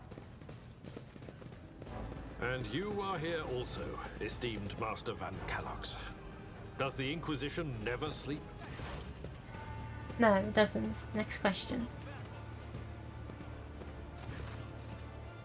The sound of a heated discussion reverberated through the ship's bays. Boys? Lieutenant Vrilla and Vent of the ship's enforcers barring the path of Superior and Master Arms cast a Selbach, who was out of clan armor. Should my expression and tone, the stand-up struggling for some time already has now reached the boiling point. Lieutenant Vent, my patience is wearing thin. I have given you an order, now get out of the way. I cannot comply with that order, ma'am. Vent looks shaken, but there is fire in her eyes. That is my deck and my sector. As long as this area remains under Lord Captain's special oversight, no action can be taken without my express permission.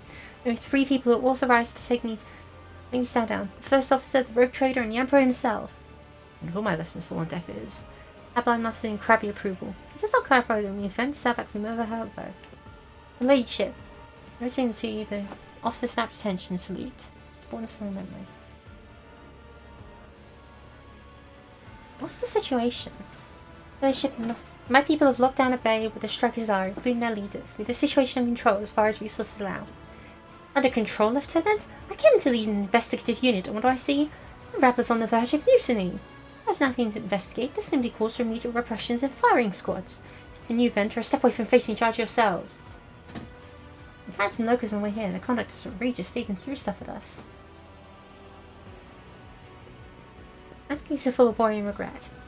The people are getting desperate, clearly. They saw the assault unit and said they had nothing left to lose. I mean, I apologise, Lord Captain. It's outrageous.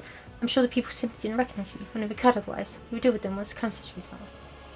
Is that all you have to say? Are you sure you're worthy an officer's rank, Lieutenant Vent? For a split second, Vent freezes in fear, but she pulls herself together, straightens and clips out. Forgive me, Lord Captain. I'll take steps to ensure such things do not happen again. Let's speak to the strikers.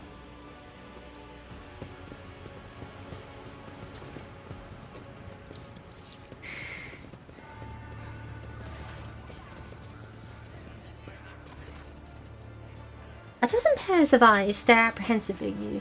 The people before you are typical inhabitants of the lower decks. You take in their simple clothing, crude weapons, and faces that display varying levels of mutation, from the very discernible to the strange to the outright grotesque.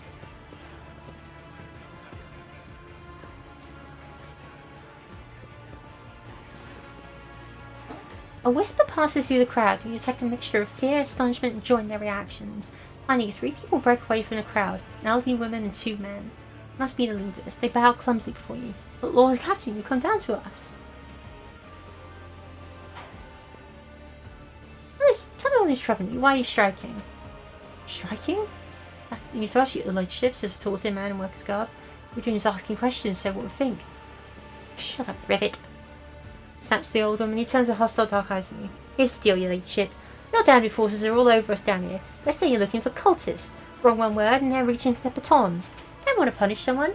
They turn off their ears into their whole base for a week at a time, so they get sick and freeze. My clan, 2 little ones die from inflammation in their lungs, all because those enforcers. One woman spits on the floor and rubs at the spittle with a terrible worn-out shoe. Jensen does not interrupt the workers, but you see the sadness well in her eyes when the children's deaths are mentioned. She quietly whispers a requiem prayer and makes a sign over herself. It's all true. Ven is the only Forcer officer who stood up for us. It's curious that he's had a mother from the lower decks and who grew up at midships and no feelings towards us. I remember Scarface those up songs. Your lordship, we know villains, they were honest workers, your servants. We've plotted no disorder. We went on strike openly, and now we've got guns pointing at us. All we're doing is asking to be allowed to work in peace without being harassed. The persecution started appropriate of nothing, you say? I was told one of you was found in possession of a cultist amulet, and that there are heretics hiding here. What's the amulet? What's that?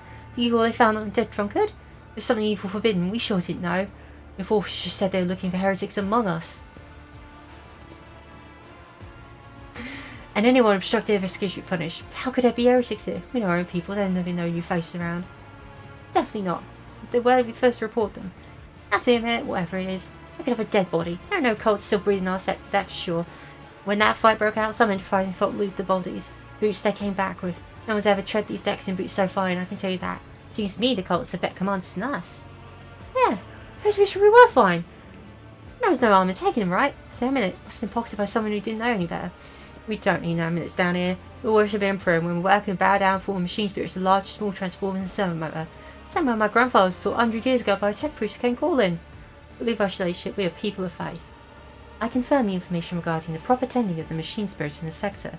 Servitors indicate that these commoners are performing the sacraments as they are permitted to know. Naive children! Weren't you taught from an early age about the danger of the Ark Enemy's creations? Weren't you warned that any unfamiliar object could be one of them? You were told, holy sister. Long ago. Last time we saw a confession in our sector, just after I had my third little one. That is regrettable, but you cannot lay the burden of leading a righteous life on the shoulders of the Holy Fathers. Who will blame you when beasts call out those amulets you stole from the heretics? The Holy Father who was not there, or the scavenger who brought the evil down himself and his neighbours? Abelard, do you have any, Dad? I authorise the use of all necessary measures to locate Chaos worshippers hiding in this sector. The specific steps taken by the officers were not reported to me. Abelard frowned, clearly disgruntled at having to explain himself in the worker's presence. Nevertheless, I am certain their actions were justified. Cultists are no drunken stevedores. They are the enemy and the threat to the ship. Neutralising them demands decisive action. So back, was it really necessary to torture these people with the cold? If Abel understands only one language, Lord Captain, that of violence.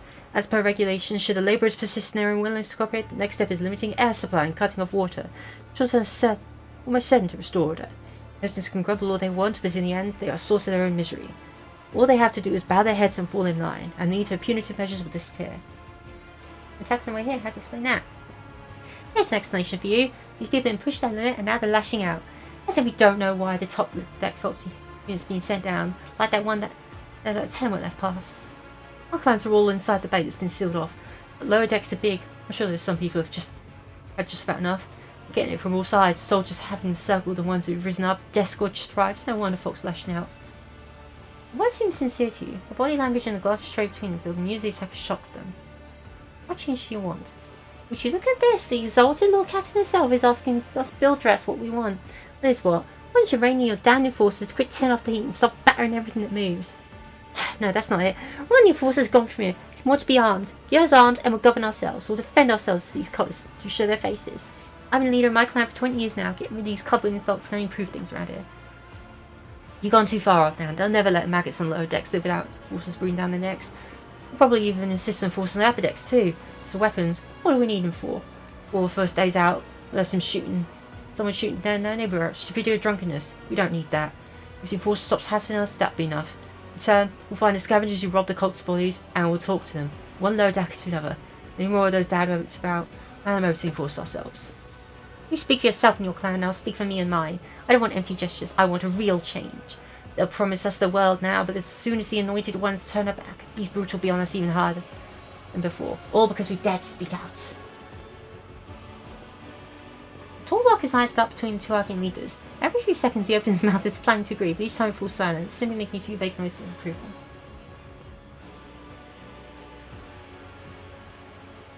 Yeah, I'm not giving you guys guns with all due respect. I live in a country which doesn't allow guns, and that's a good thing. Bringing anarchy on a ship is the first step towards embracing chaos. Putting weapons in an untrained hand to be even worse. What's more, the enforcers are needed to maintain oversight and order. We draw those demands, and we will consider the rest. The tall walker they call Rivet shrugs and casts aside a look at the old woman. Oh, Nan, listen! The Lord Captain has offers come down or send off a concession. I don't know a single person in the whole of Depot 4 was ever stood next to the rogue trader, let him talk to him. Back down, there's no time for you to be a stand-up crone. Listen, old man, 3 counts of Depot 4 will attack as a 1. I made up my mind, it's your turn to decide. Don't ask them to stand in pause to give us weapons, we don't need any of that. Not even hisses in dissatisfaction. You two will gang up on me, is that it? So brave you are against an old woman. Oh, shut up, I will, indeed. I won't go against 2 clans of my own. If you want to make peace with the enforcers, make your peace. It's great, just fantastic, all the captain all agreed. Yep, no. You don't make people obey by removing their rights. You make them obey by removing their privileges. Because when you remove their rights, they've got nothing else to lose. You know. You need to feed them, water them, give them air, give them heating. That much I'll always understand giving. And yeah. If they had something nice, then we would probably threaten to take it away. But they don't have anything nice, so we'll just let them have their lives. Elsa blood. You're about scavenging for boots and accidentally picking up a heresy stamp, it doesn't convince me. We were moments away from rebelling and possible becoming minions of the Archangel. We must not give them what they want. In the Petty Thieving been a far greater problem I've seen before. In my second war, there was a sergeant in the Imperial Guard regiment stationed nearby. The sergeant took an ordinary pocket knife from the body of a heretic and his whole unit lost their lives for it. When he finally managed to break into the barracks, he found not a single survivor, only a pocket knife which had grown through all rows of beds like a metal choking vine. When it comes to scavengers, malcontents, strikers, or whatever they'll turn into next, my verdict is civil, give them no quarter. Master Vance, where do you stand? With our grogs now taken out people, Lord Captain. Their understand brute force will interpret any concession as a sign of weakness. With weapons calling your forces to be falling. I won't be back time for it before coming in your hands. Let's decide that persecution will stop, and I expect you to assist in locating any remaining amulets or weapons left by the cultists. I should thank you. Not band of slow deckers. You came and you sell everything. I'll tell my grandchildren about this. So we're at any nasty business faster than the enforcers, and we'll leave no stone unturned.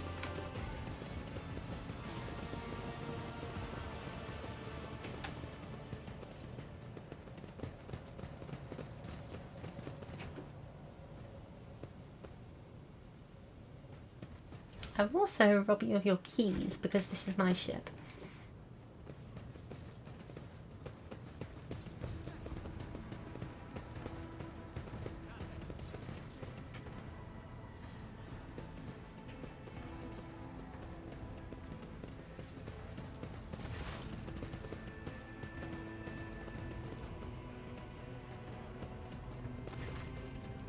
Stopping unexpectedly, Abelard imperiously dismisses the unit's standard distance and addresses your other companion, saying, I have no emergency, Lord Captain, please give us a moment.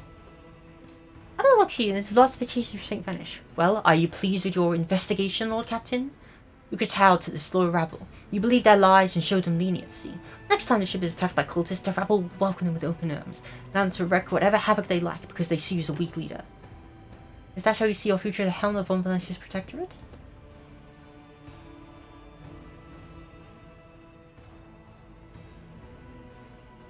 Let's talk about your role in all this instead. You allowed the revolt to happen. Your actions practically guaranteed it would. I would have handled the situation myself had you not decided to intervene, Abelard said irascibly. This game really, teaches me new words every single dialogue box, I swear. Remember Lord Captain Theodora? Do you think she ever set one slippered foot on lower decks? No, she did not. Such matters were left to myself and the junior officers when she decided to dedicate herself to a grand design to Protectorate, as any true strategist rogue trader would.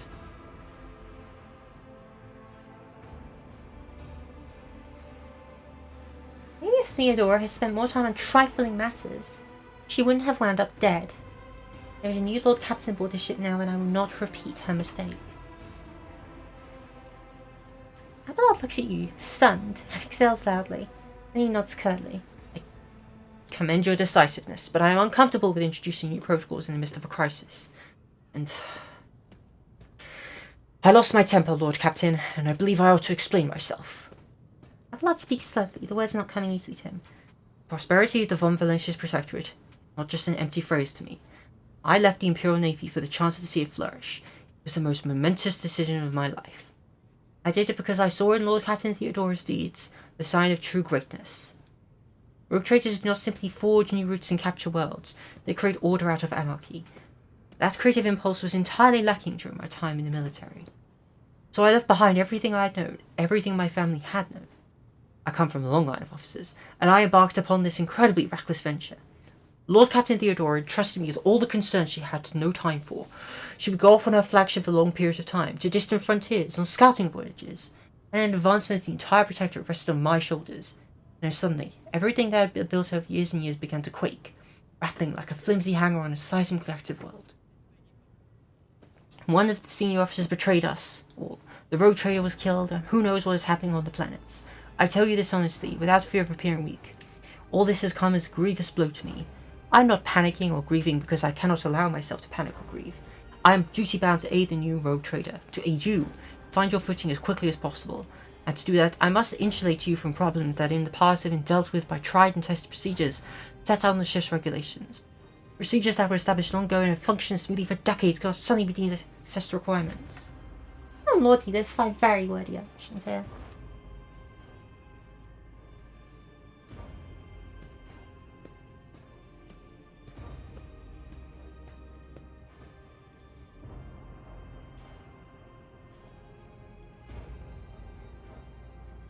Although it's mostly just like, mostly agree to mostly disagree.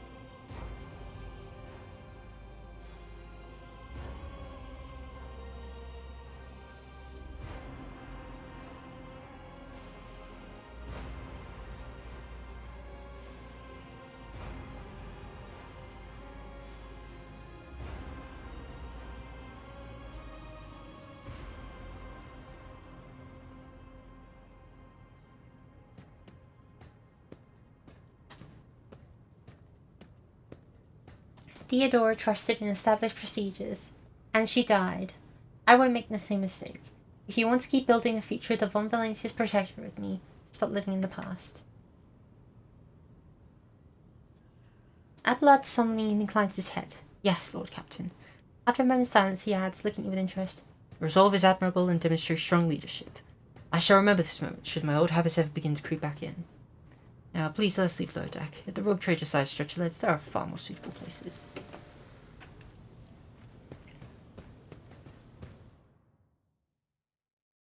I trust him. I trust his competency. However, this is Warhammer 40,000 and I'm leader of thousands of lives. I can't trust blindly. And I can't trust complacently.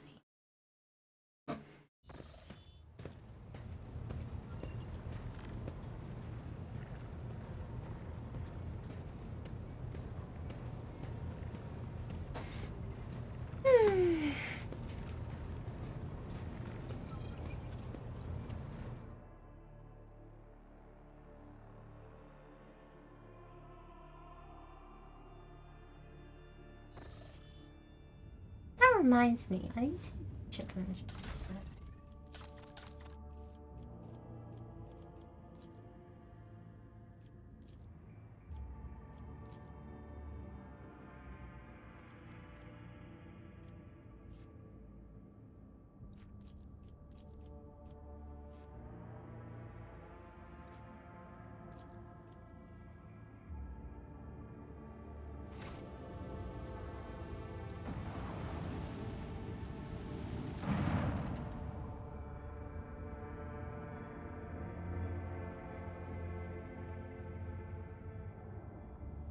Lord Captain, reporting. The heralds of the Navis Nobilite continue to maintain Vox silence. Perhaps due to your activity being off limits to visitors, we intercepted signals from beacons drifting in the station's orbit. Demands are clear. We are told to turn the ship around immediately. We've also detected the accumulation of space debris near the station's docks, presumably as the remains of interplanetary shuttles. Perhaps the esteemed Navis Noble Lighthouse requires aid, and therefore cannot respond to a Vox transmission. The Walker crew scan the station. Yes, Lord Captain. The Vox remains silent for a while, but then he hears static in Viti's men's voice. The officers from the Orca crew perform a full scan of the station and the information is imprecise. They note weight distortions of unclear genesis that are throwing off most readings. We are able to ascertain that the reactor core of the station is still active, but many compartments are unpowered and some fully depressurized. The signals of biological activity are largely present in the central module, which means the station has not been abandoned. The question remains, why do you see Navigator Heralds ignoring us? I'll try the station again. I'll personally. I'm sorry, Lord Captain. The station did not reply even after an official greeting by a rogue trader and a technologically intense negotiating person. Order the crew to commence docking with the station. Affirmative, Lord Captain. We do not know what is happening in the station, so we will have to look for the unseen navigators blind. Dock safely, may the God Emperor light with you.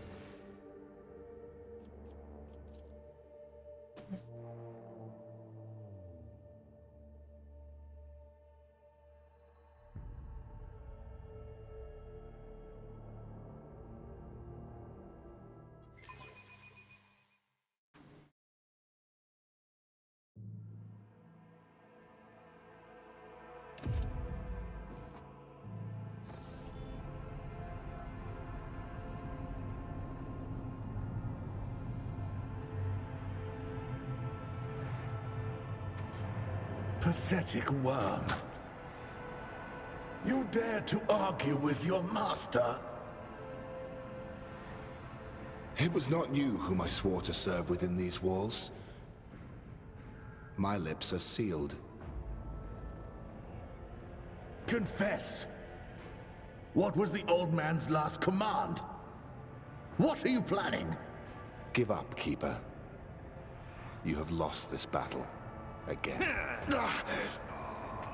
We're getting nowhere with these ones, sir.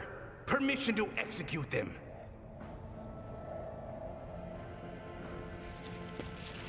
We decipher the trust conditions against House Celio. Oh, this place reeks of the Immaterium. Present and help you, servant of the dead. I want you to execute the infidels.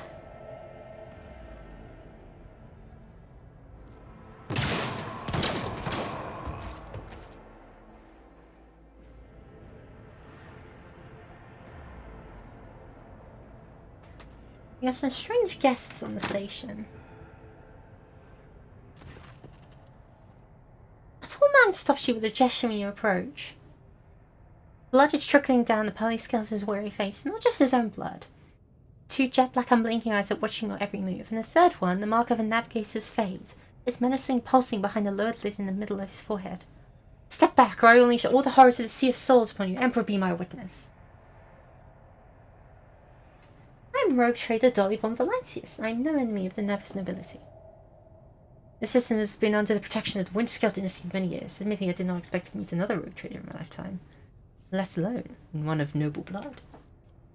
And since fate has brought such an important person to my abode, allow me to introduce myself. Before you stands Philip Christoph August, keeper of the station.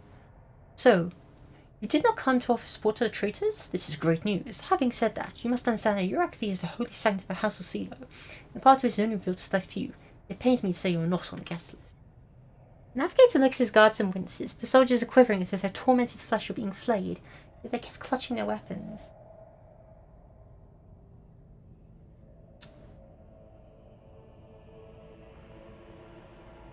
I'm a navigator and immediately partners. Why would a keeper of the station command of armed mutants condemned by the Emperor?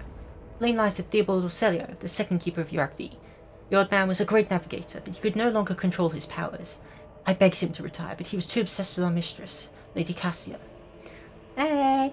His madness and stubbornness spelled doom for the entire station. He opened his third eye in a fit of rage and unleashed the horrors of the war upon those who displeased him.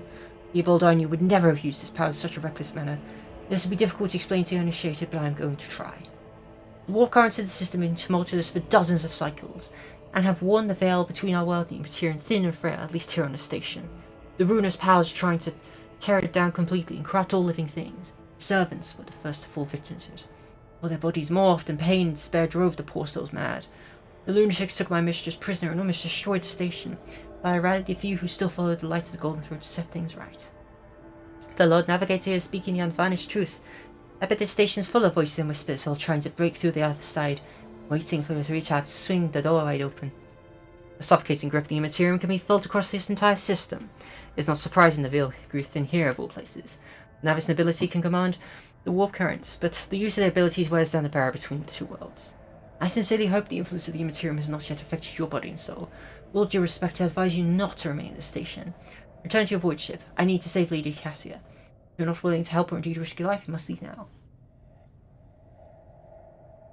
What kind of help are you talking about? I never ask you for such a favour under different circumstances, and yet... Bedlak takes his hand away from his ribcage, notices blood, and winces in pain. And Lady Cassia's well-being is above all. I haven't got many people left, and my wounds are too deep for me to act with precision and swiftness. But you may actually succeed. In order to ascend to the Mistress's chamber, you will need to make a holy relic sanctified with the blood of Lady Auxilia herself. This is the control word of the elevator machine spirit. I have one part and the other was lost during mutiny. Leaving this relic will be of no use unless the elevator mechanism is powered. How do I make the control mod? I have a phylactery containing the Mistress's blood. It needs to be taken to the laboratory, which is located behind one of the reliquary doors. The most ancient of sealed mechanisms to help rebuild the tool. The tech priest ceaselessly performed the rites of appeasement so that the machine spirit would serve the house in time of need. The fateful hour is now upon us. The Skylark excitedly reaches for a date slate, requesting access to the object's data crypt. The Navis ability uses independent modifications of standard sanguinary technologies due to the uniqueness of the genetic code inherent in the lineage of each house. Skylark looks exhausted, but arrogant resolve voices his voice. And these technologies were made secret for a reason. I must respectfully decline your request, esteemed servants of the Messiah. You have your sacraments, and we have ours. Am I supposed to have the elevator? Station's main cogitator is situated in the guard room. Just enter the correct command sequence and the sacred mechanism and do the rest. But it's so simple, why don't you do it yourself? I've said the feat would be easy to accomplish. Part of the laboratory in the guard room is blocked by the very same madmen who took over the station. They will not negotiate and are not afraid of displeasing their visibility or incurring Emperor's wrath. They're only to brute strength, something which I currently lack. Why should I help you? I came to the station for a reason.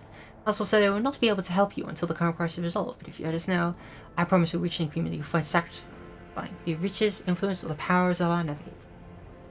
I guess that makes sense. We decided to send it to Von Valentius line. No question concerning the situation. Idle chat want to help save Lady Cassia, but if you need something for you to help, so be it. Warp drive the servant's insane, but failed to affect you and Lady Cassia. Like gently touches a close eye on his forehead. Thanks to a special gene, navigators are more resistant to the emanations of the warp than mere mortals. This is what allows us to guide ships through the Sea of Souls. Tell me about your mistress. Regrettably, I'm not allowed to discuss my mistress, whether with her retinue or the outsiders. She will tell you about herself personally if she feels like it. That is, assuming she survives. I am begging you not to waste any more of her precious time, for it is running out. Makes you think the mistress is still alive. A lack of concern flickers in the black pits of Felix's eyes.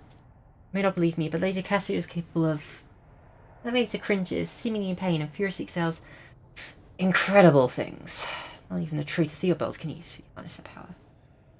My men have reported the station is in a deplorable state. Navigator irritably rushed away, strand of bloodied hair. Trust me, I should know.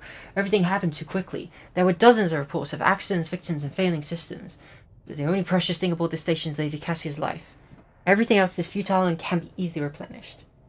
Why didn't you respond to messages from Rocket Minoris? I already said your archive is sacrosanct.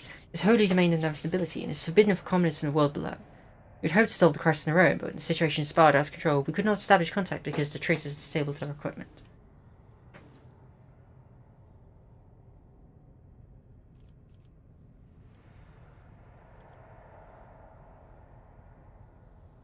I will rescue your mistress, but in return I require that House Auxiliary sign a contract in my protectorate. Alexa's reply sounds curtain-tied. So be it. Hurry, the mistress's safety is all that matters, but should you fail, our arrangement is finished. Okay, pretty standard fare. There's heretics. Let's get rid of them. Over. What is ruled by a force far beyond any mortal capacity? Face twist in pain, her hands are fused with improvised weapons, tools, scissors, and cutlery.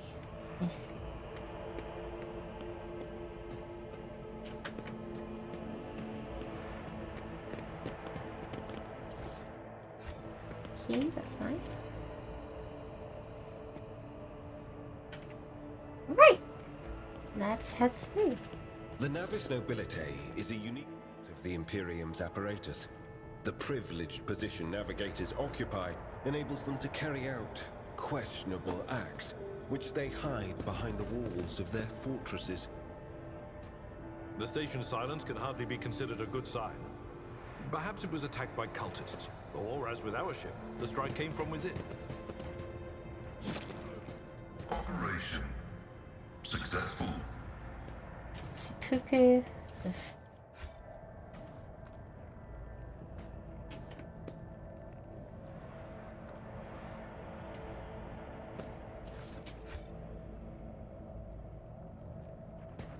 Searching is my observance. A meteorite chunk. Interesting. A Ripper auto pistol.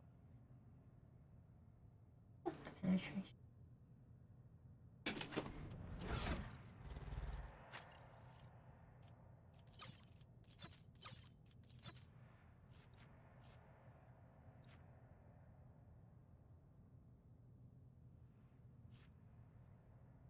You would benefit from this pistol a lot, I think.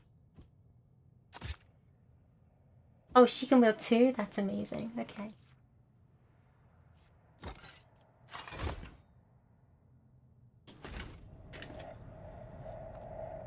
Man, those servants are very mutated. Wow, poor souls.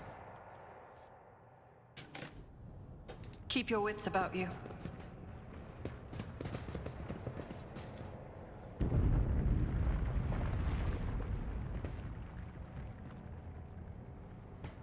The child!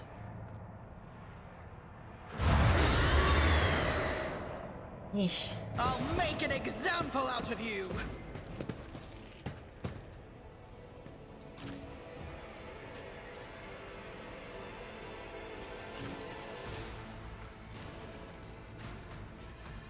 If there is going to be a very limited use in a place like this where the walk is so thick I can practically smell it. Oh well.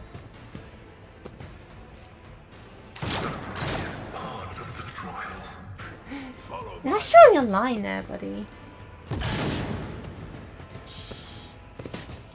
Reading damage to bulk. Break their morale. Damage is negligible. Pascal has been slowed and pruned. Great.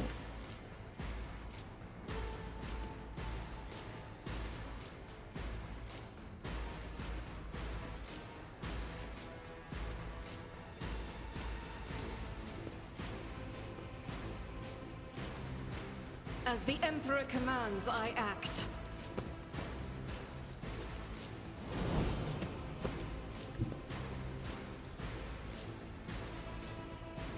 The enemies of the Emperor will be undone. You can escape the Emperor's judgment. Oh, she's always I'll good. do it. Weapon at the ready. You shoot, and then you stick your head down. Stay vigilant. My faith strengthens me. I must not falter. Yeesh. Yeah, no, I don't really want to do any nonsense like that.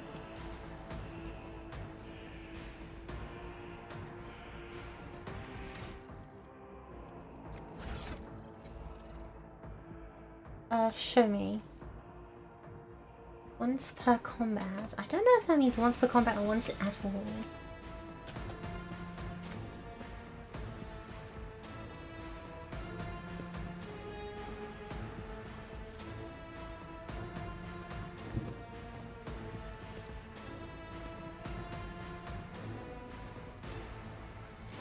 For the throne's glory.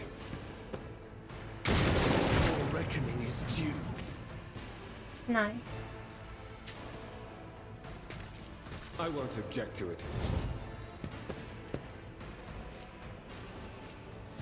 Let's see to it. Follow my lead. Weather the storm. I'm not in a good way right now. Follow my lead. Follow my lead.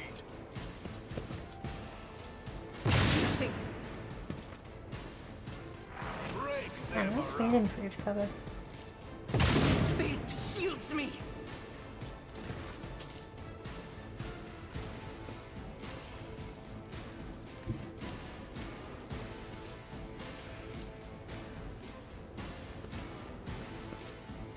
Don't let your guard down. Another enemy down. I would have had.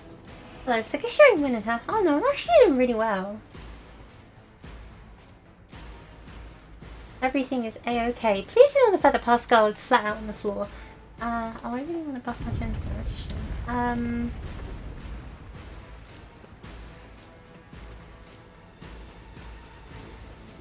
It's as good as done. I'll see to it personally. Let's have him move up into the fray. I really wanted to be you. I refuse.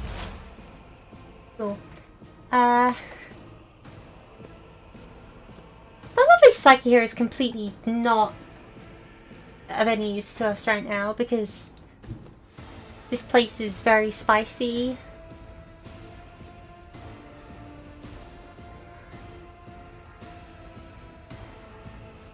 Cover me.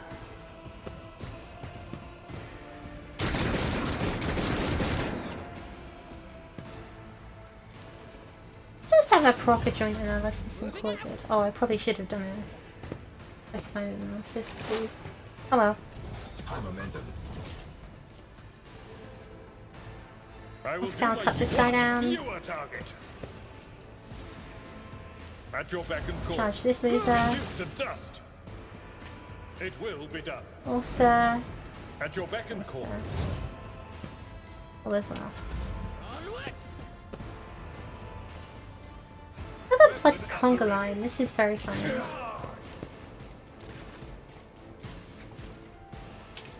Very funny for Argenta, that is. You can just like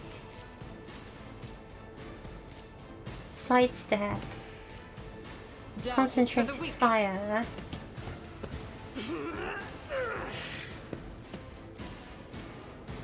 I just gun them all down with imprisonning. Eradicated. Because she's like that. Stay vigilant.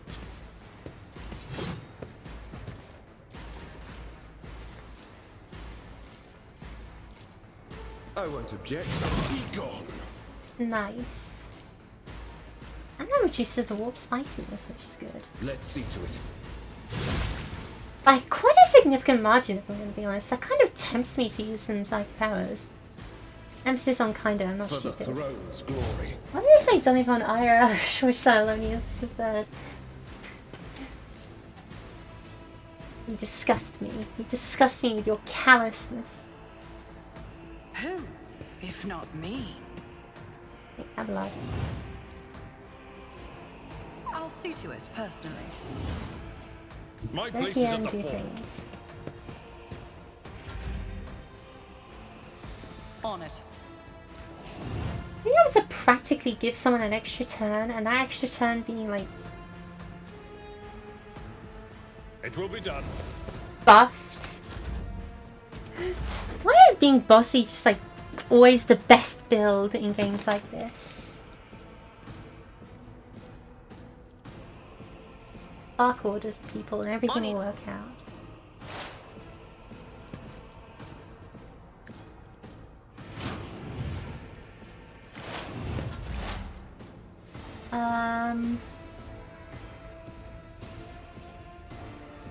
Just this loser. Why don't you just like shoot him? as the tactical imperative dictates. Because he's got cover. Okay. Hey, old man, finish him off. I love doing almost twice an enemy's health in this single attack. That's good.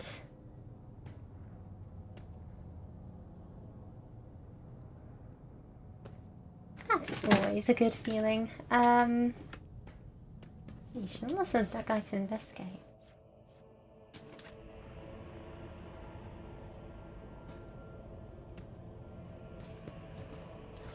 Anything of worth? No, not really. No lasting wounds. This is good.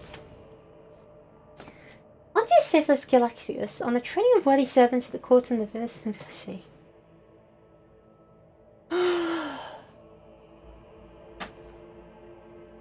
I am not reading all that. Good for you. Sorry to happen. Always keep your eye on the prize. Actually, no. The worst part is that might actually have relevance later.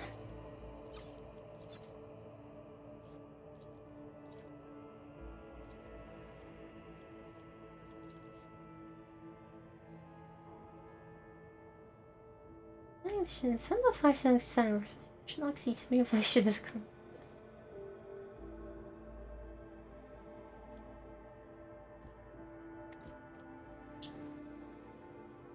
So easy, we need SMT moment to shake things up. Oh, don't ask for that. This game has totally got the ability to SMT moment us. I know it all too well. I know it's practically chomping at the bit.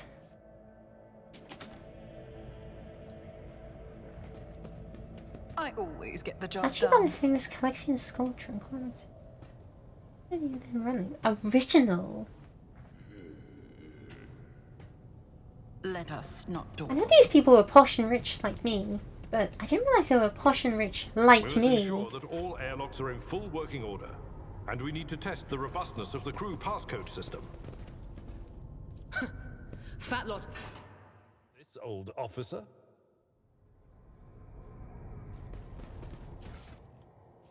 Ooh, +5 bonus to persuasion and a Mars pattern sword. Ooh. So obviously I want the persuasion gloves a little more than these sniper gloves. Because persuasion's my deal. I want this sword more than chainsword. Yeah, no, absolutely I do. Because Ablad has a bonus to chainsword, so he doesn't want to swap up that.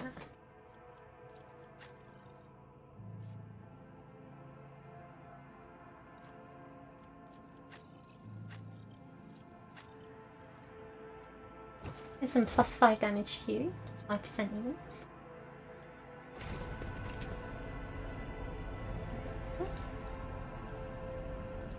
Pascal, would you kindly? The machine god grants me insight.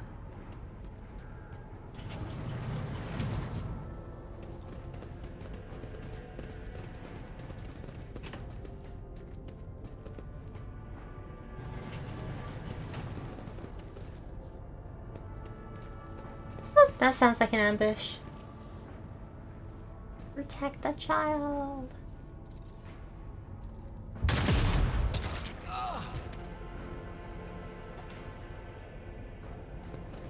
Yeah, nice work, Lisa. A deep cut extends across the mutant throat and the holy keel has been carved in his forehead. Traces are often executed this way. Lots of executed traitors. It's quite confusing.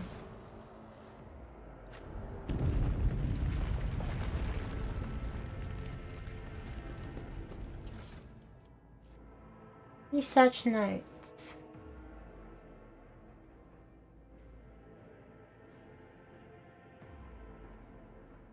This is the worst I've ever been to mind. God, I'm surprised. I'm lucky still my head on my shoulder with the freck experiment. Nevertheless, you make an important discovery. The adamantine seems to protect the feral flesh of the born to a degree. Having said that, like the mace rage can handle its temper.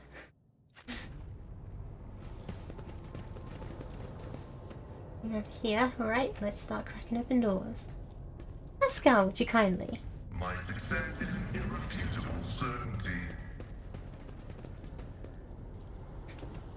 The machine god I can't believe they just left all this stuff lying around, completely undefended. Like, that's so wild to me. Leave all this... Oh, long mass. Sniper rifle. Care about that?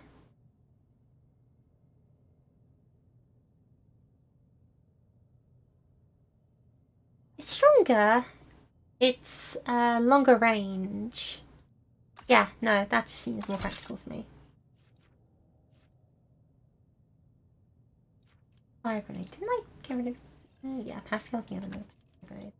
They said that was really useful, actually. Also you. Can you use medkits? No. Okay, you're worthless. Whatever.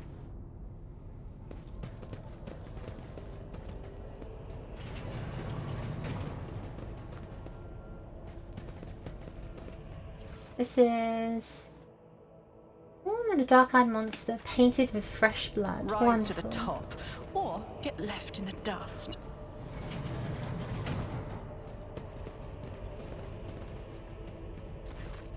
The cogitator's vid screen is covered in cracks and stained with dry blood. The buttons, switches and levers were ripped out of the control panel with exceptional cruelty and scattered around the sacred mechanism that now sparks and hisses in agony, still refusing to perish. The tech priest Vox systems are nicknamed by Neric Trill and his mechadendroids start furiously lashing at the air. I am recording blasphemy. The person found guilty of such cruelty to a noble mechanism must be sentenced to immediate destruction. Let's awaken it. You turn a few of the remaining dials and pull the activation lever. The cracked vid screen of the sacred engine flickers. The cogitator's inside amid creaks and groans and the lumens oscillate at random. It takes a while, but eventually the machine spirits do grant you access to cogitator systems. Stage on the systems navigators. You like Theobald?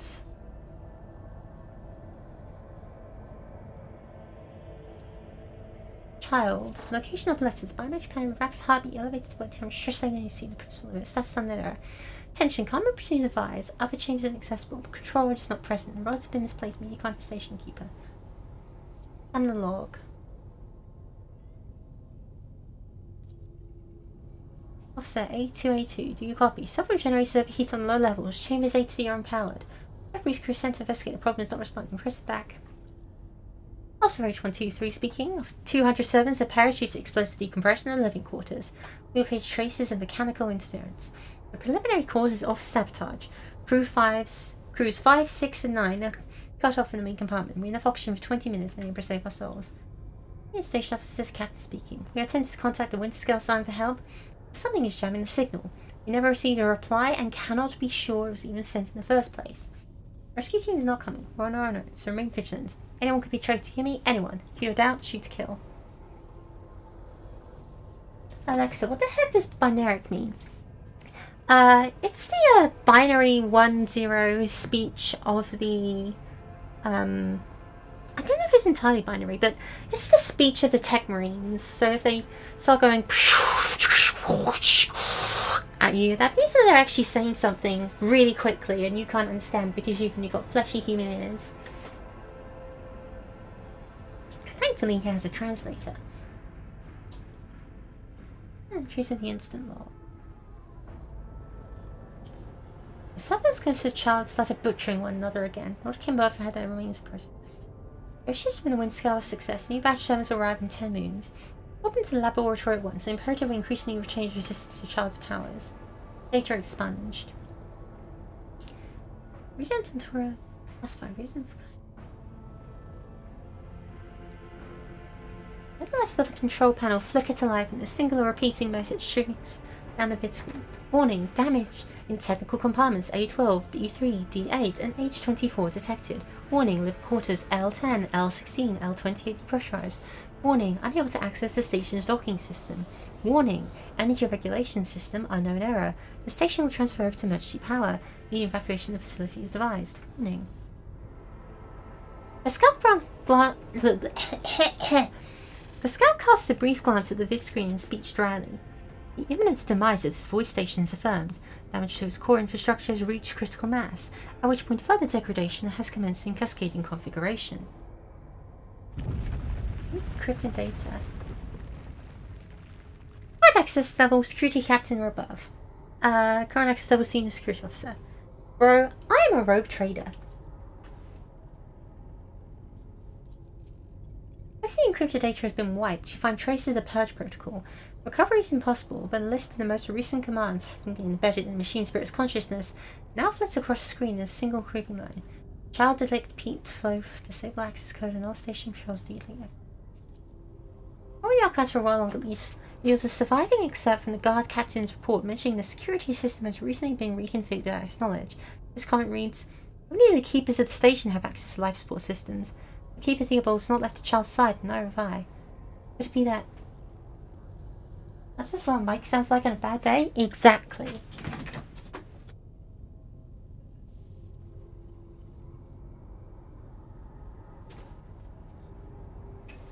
So to summarize the situation, as I understand it, the guy we met at the start said that Theobald has gone off his rocker and is blowing up the station, which is a possibility because that's what happens when you're a mutant who puffs the warp all the time. However, he was kind of suspecting of himself. You know, he could have engineered this, although to what scheme I don't understand. So I will not trust him at this point, but I won't distrust him either. We'll just hold him at arm's length for now. Let's see, return to list of available commands.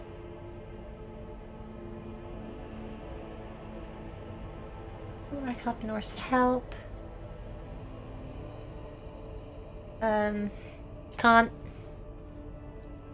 Main chamber controls. Open all doors on the level. The consciousness of its screen goes dark as machine spirits have fled their mechanical cast, but assumption is incorrect. It feels static a few months later. The mechanical description is to flow rapidly changing signals. Warning, data corrupted. Processing, error. This is required. I'm not translating that. Pascal's Vox system emits a binary trill. The spirits of this sacred machine require special purification rituals in order to restore utilization of the lingua more familiar to the systems of Imperium. Pressing access to the device. Go ahead. Pascal's fingers drum out a resonant crescendo on the control panel. His mechadendrites remove metal cover and the data cord slides into the machine's innards. The cogitator's body starts crackling electrical impulses, and the tech reads nods of satisfaction. A few minutes later, Pascal raises his hands above the machine, chants a brief litany only he can understand, and pushes the surviving stumble on levers. My humble prayers have satisfied this machine's requirements.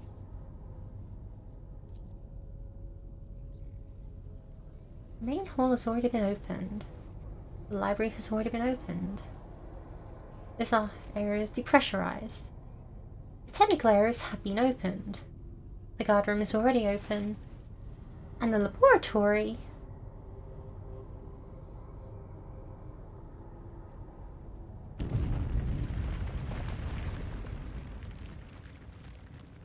is now open to me.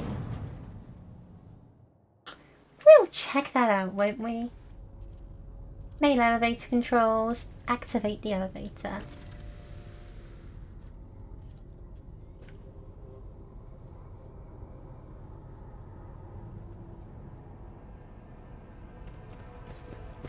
Let us hurriedly head back.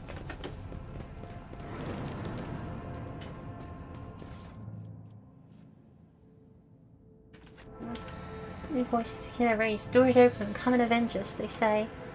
Yeesh.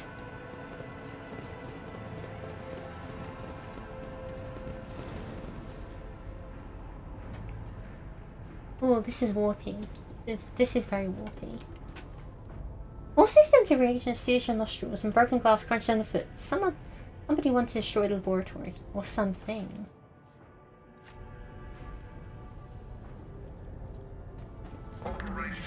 Synthetic amniotic fluid pulls across the floor. Barely discernible traces straight to the sides.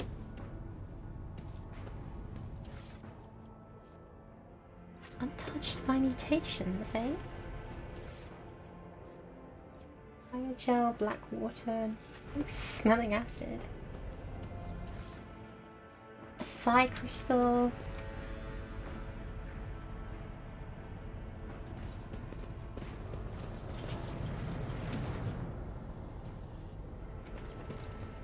Oh, this is messy. More and more sense being influenced by the material, and it's nothing to do with the child's more frequent tantrums. You discover that the corrupted flesh of the mutated reflects most unusually into the crystals purchased from the Windscale dynasty. Do not use acid.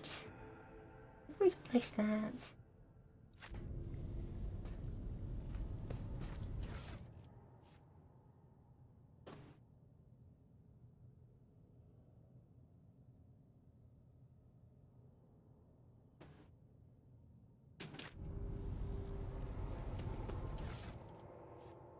Adamantite.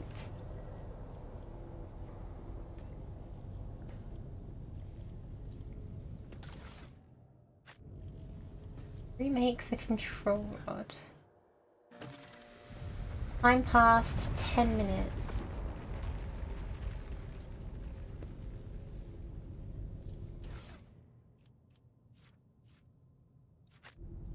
Did I make a mistake there? Hold on.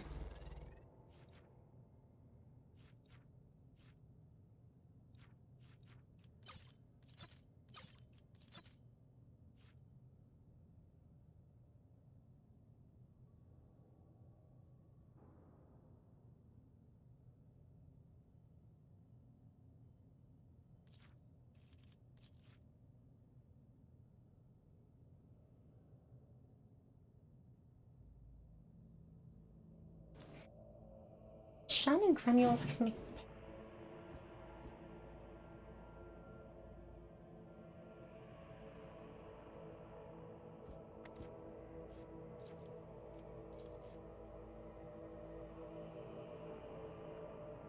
What?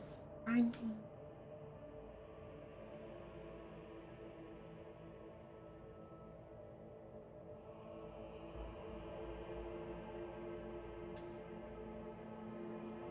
Let's go to page 41.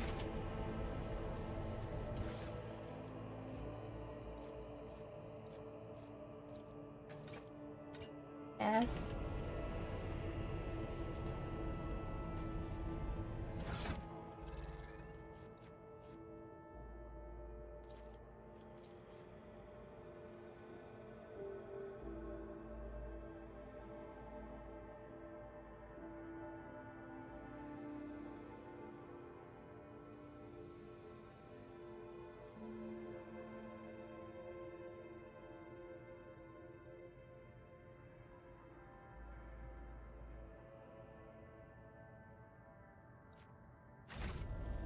Oh, but I could... Be careful.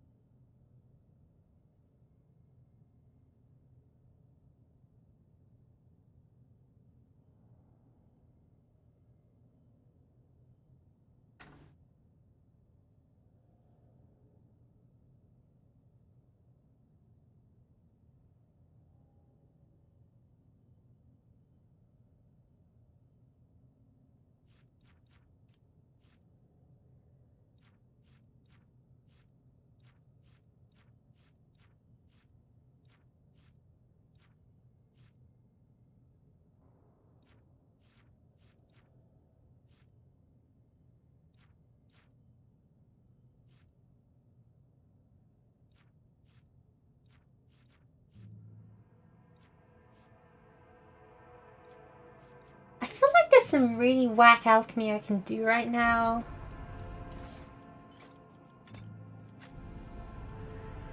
I don't know what though.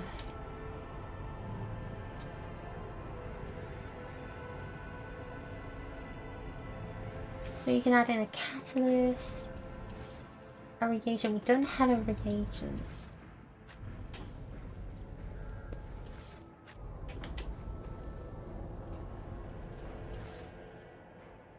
Use.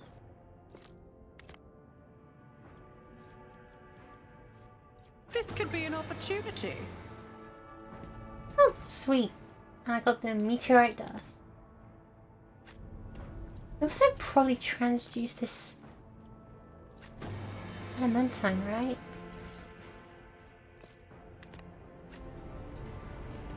Do I have any interest in doing that to the side crystal?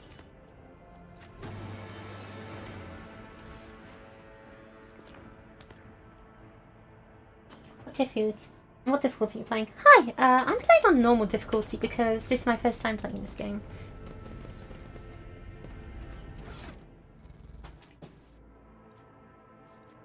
Oh, I see. Is this one a... Right, it is.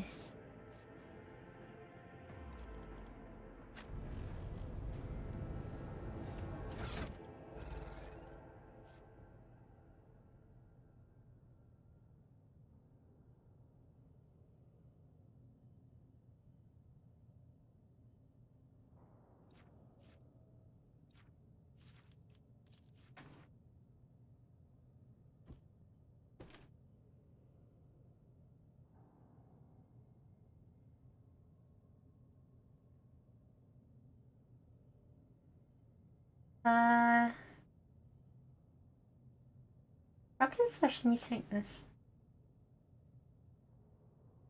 So if we take this,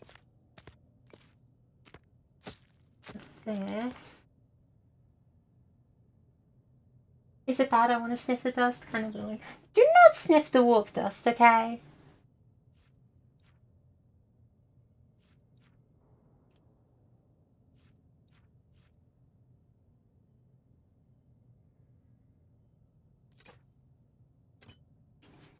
What catalyst do I want to apply?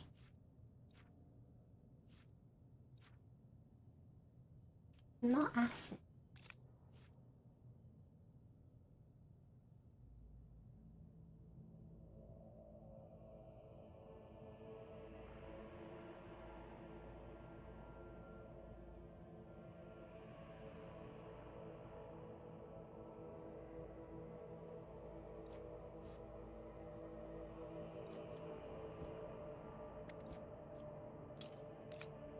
One of these two, right? I don't even know what this is going to achieve. I'm just a scientist. Have you made a big speak of that? Yep, no, that's what I was doing. Let's say biogel. Let's see what happens when we stick biogel in this. And our survey says... What a peculiar thing! Shimmering emulsion. These are permanently gains... Oh, 30% more chance of triggering perils. I don't really want this.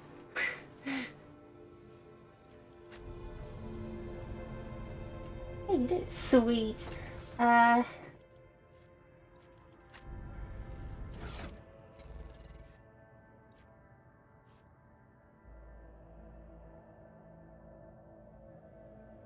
What are the other combinations? Flashing out a mantine, but it wasn't black water. I wonder if I could combine the black water with the meteorite. Would that go badly? That would probably go badly.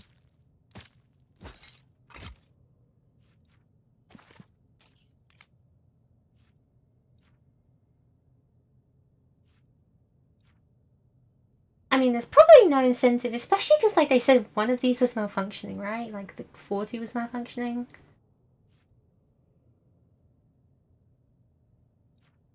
I mean, I'm dreadfully curious.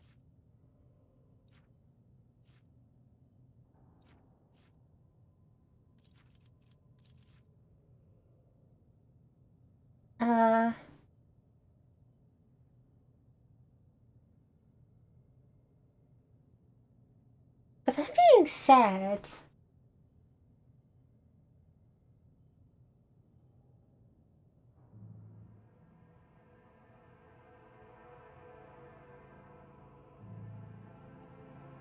No.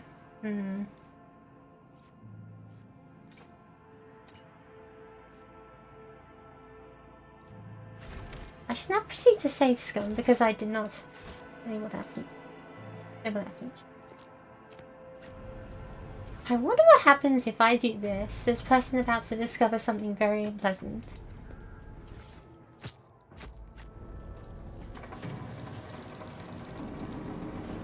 What do we have here? We got +1 deflection, but -10 agility. That's fascinating. I just use these, which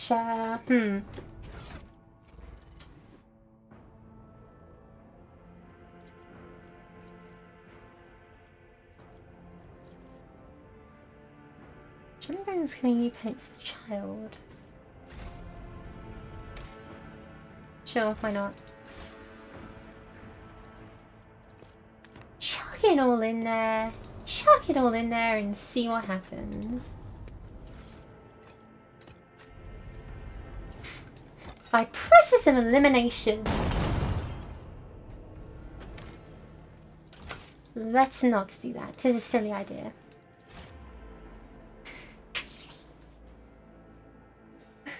Oh well. 2 out of 3 ain't bad.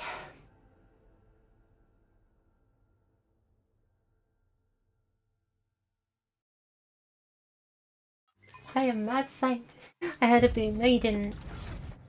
Everything is fine. Nothing exploded. We're going great.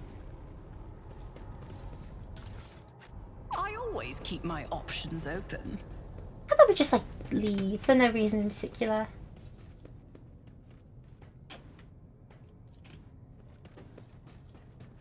Oh, there's another book here. Hold on. Maybe Navigator. Oh, is that her? Tremendous honor. This promotion will transfer the entire squad to the child's personal guard.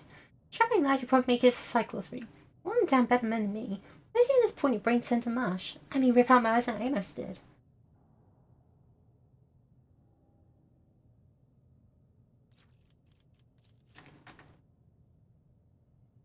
I assume lost siren over 10 years. The Lord keeps finding things to fret over. Imagine the shrieky find out Keeper Felix didn't make unsuspect the hangar after Lord Windscale's most recent visit.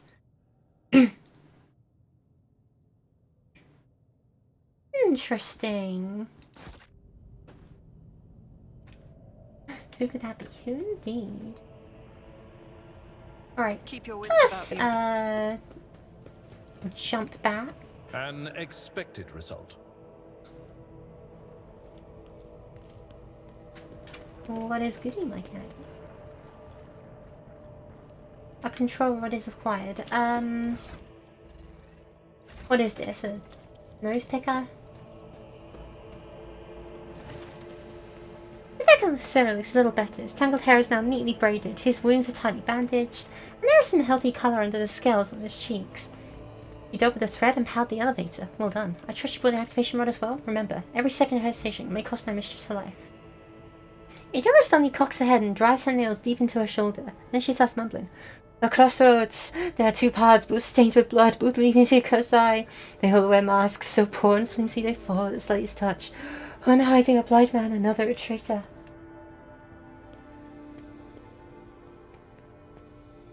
Tell me more, what path? I cannot say. One is paved with blind faith, the other with hatred and treachery. Both lead to tragedy. You simply have to decide what kind of tragedy you like the most. What do you see behind the masks? Whispers giggling nastily. They will not speak, not little things. They say turning off the masks is your concern. Thank you, everything is clear now. Station enough problems without your sorcery, psycho, says the navigator. I've been in questions regarding what happened on the station. Who is this child mentioned in the documents and reports found on the station? You meddled with something that should have been left alone. The keeper folds his arms and shakes his head disapprovingly. The child is what the station servants called Lady Cassia, for the commoner's dirty mouths must sully her name by uttering it. You see, it's not beneficial for all servants to have their vocal organs altered. Some prove to be more useful when they are still able to speak. Madmen, I thought, were convinced that we were the traitors. Miller gives an indifferent shrug. That's why they're insane. You ever really hear the rabblings of retainers who dared raise their hand against signs of a noble bloodline? The servants alone cannot be blamed for what happened on the station. Most corpses are discovered are either unarmed or feeble.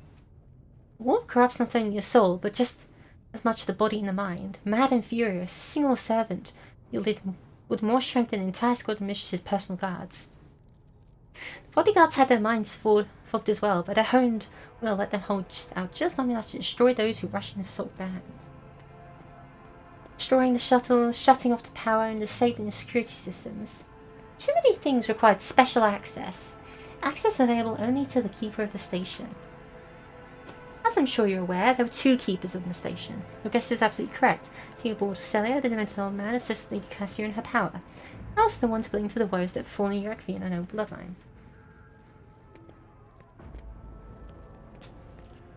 I saw the security captain's report.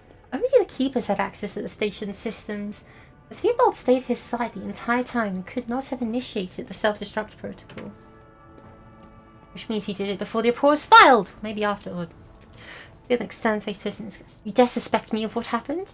One who's going out of way to preserve what little there is still left? By the God Emperor, you will keep these standard accusations to yourself. I listened to a recording of a private conversation between the station officers. We were very lenient towards them, personally neglecting the security protocols. I was lenient, this is true, and in the end I paid a steep price for it. Just look at the destruction around us. The insurgents have left almost nothing of my home. The keeper spit out the last few words with particular bitterness. Enough lies, Felix. I'm certain you're the one behind this coup. Felix, not too early. I suppose it's time to remove my mask. Congratulations! You've got me. But did you really expect me to be sincere this entire time? To welcome you with open arms, an ally of Persephone and her monster? The accursed child who's tormented navigators the House of Slayer over the years? Don't make me laugh. You arrived to help her completely destroy a house. I can't let that happen. What are you babbling about? I know nothing of this Persephone or monsters of any kind. You do not? I hesitated for quite a while. In that case, accept my sincere apology.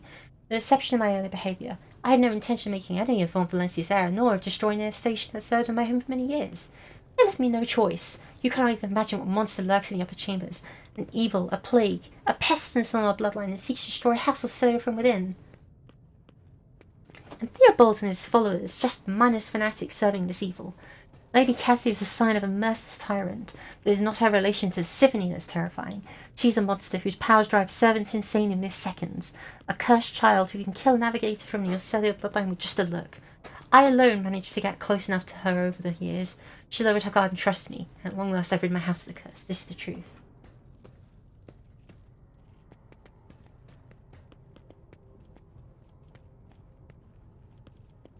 Aren't you ingratiating yourself to me, hoping I will let down my guard? I cannot change the past, and I dare not hope you'll ever trust me again, but I send my words and apology genuinely.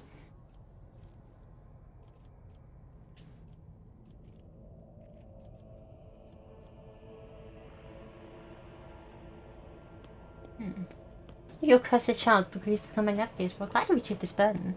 You do not understand, this is... You are correct. That may work. It certainly is possible. You're going to need this charm. When I hand you a precious stone without a setting, its luminous surface remains cold to the touch no matter how long you hold it in your hand. If you manage to press it against the monster's skin, whether by force or guile, the baleful influence of her powers will recede. You'll be able to take her and leave the station.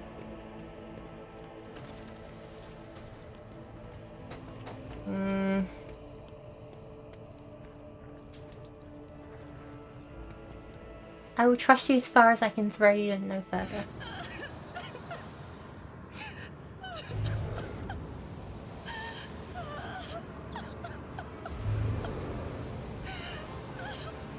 So she seems like she's having a really good time.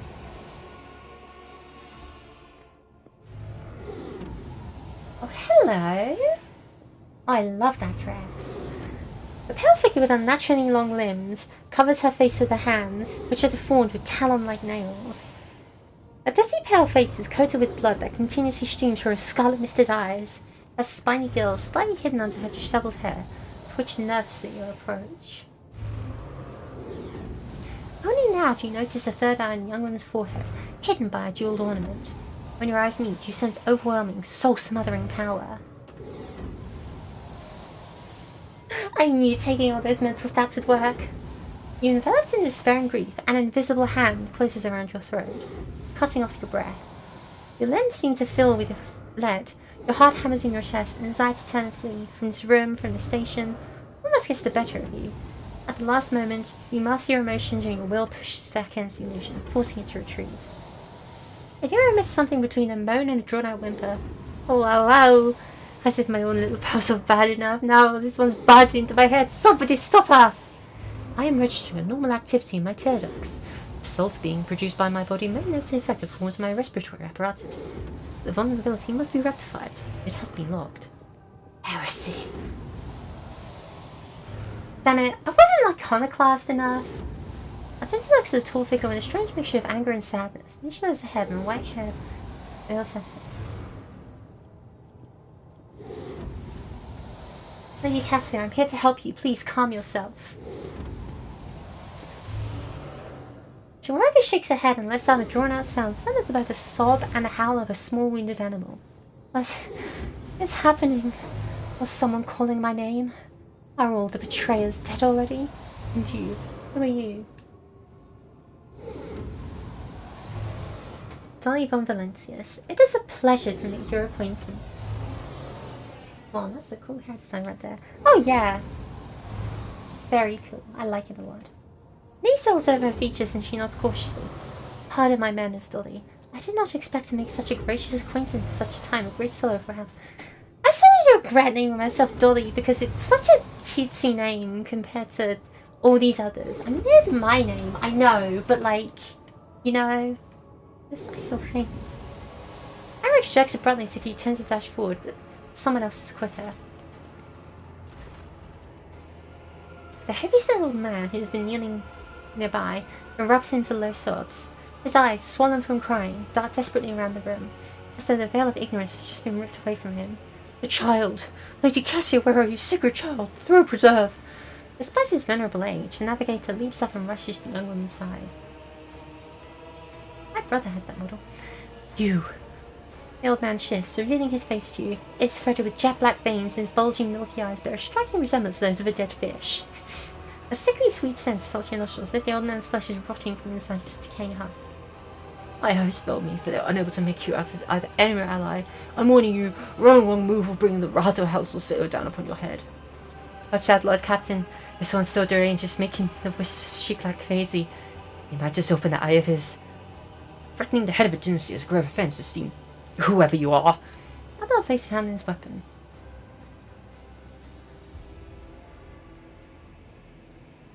At present, I am trying to determine what is happening on Urakvi. I'll grant you do not look like pirates who come coveting riches of a wrecked station or like scoundrels in Felix service. Who are you? Dolly von Valencius, rogue trader.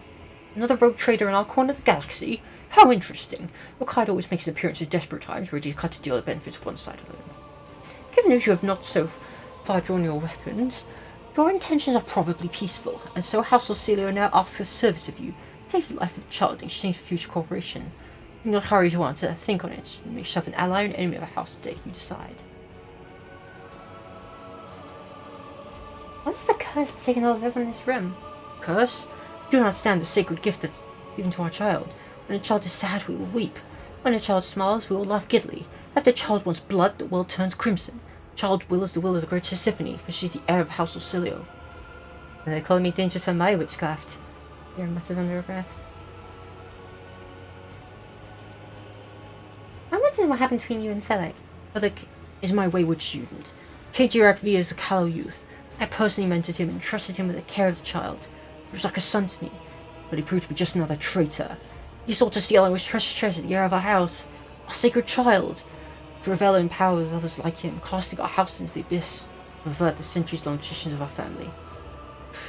You could see the fruits of his villainy for yourself. He decided he was not bound by his duties to the legacy of the greatest of our novitors, Tisiphone Orsilio, who led our house to prosperity for countless years.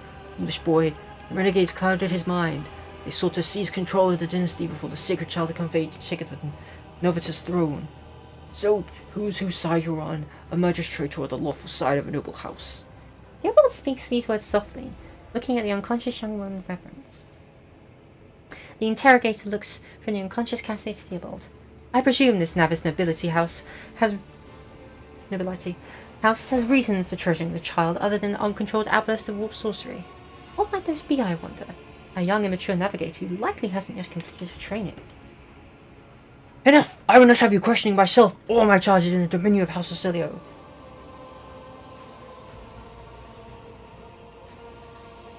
How could you lose control of your own station? Do not thrust my ears in my face. I am twice your age and twice as wise. Take my advice. Trust no one but yourself and the Emperor. Even those closest you will betray you for gold, power, for a fish idea of a bright future. I'm sick of this station. I'm taking Cassia. There's like 3 options here. They're just like, I hate this place and I want to leave. Get me out of here.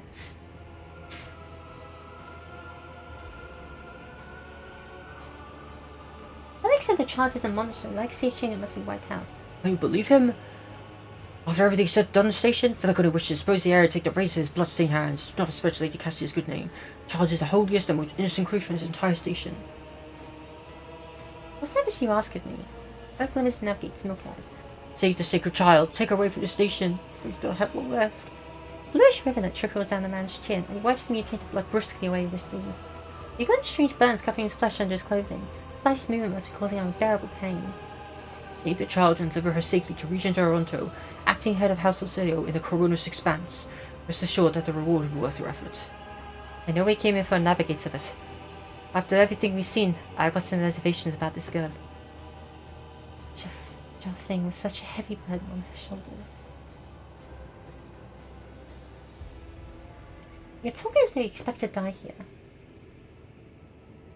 My service to the house is coming to an end. The wounds Felix inflicted on my flesh will have healed. I am dying. Praise the throne, slow enough to see the child taken care of. You need help. No.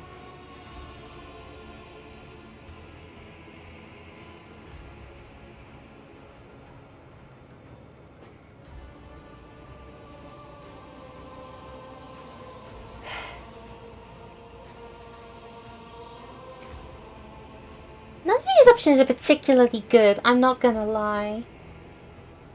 Obviously I want Cassia. Like, as a character. But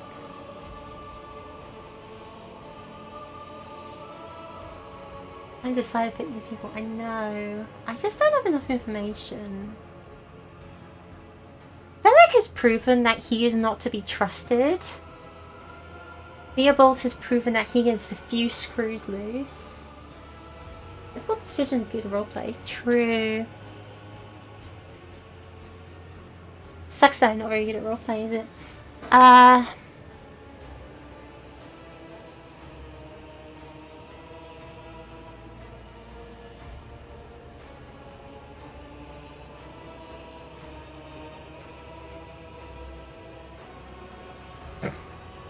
Option 4 is just so funny to me. Just think about her as a character, huh? Shut up. Shut up or I'll start throwing things at you again. Let's see. I don't trust Felix. He has a lot to gain from this situation. And I've seen some pretty messed up things on the station. Let's beat the snot over him, because I think so. Felix is a true monster. Yabal tips his head in favour of the position. Allies are always welcome, even temporary ones. I will revive the child. Do not be alarmed. The power of House of Seers there will help us destroy your enemies and shield us from Felix Navigator forces. Do you rest for a time before the battle? Oh, I'm so going to regret this.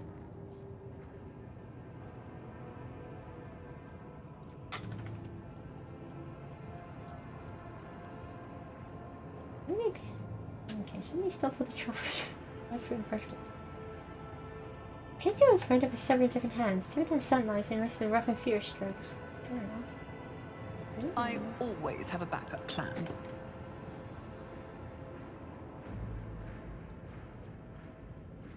Don't mind me just looting the station under the owner's nose. They won't mind, right? Luxurious feast was left untouched. You have this private library room with essays, novels, and personalized accounts and trailblazing explorers in here. Aww.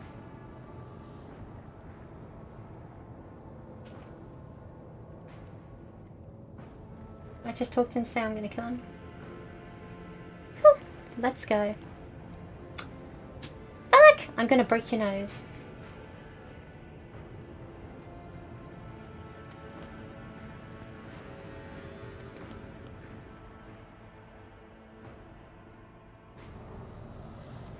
Oh, traitor, you treasonous worm! I knew I should have killed you! What is this, a bloody drama? I guess it kind of is, though. It's enough, boy. We betrayed the child, the house, and Tisiphone herself. Surrender. I am to save our house, I'm prepared to pay the ultimate price. Kill them! Ooh.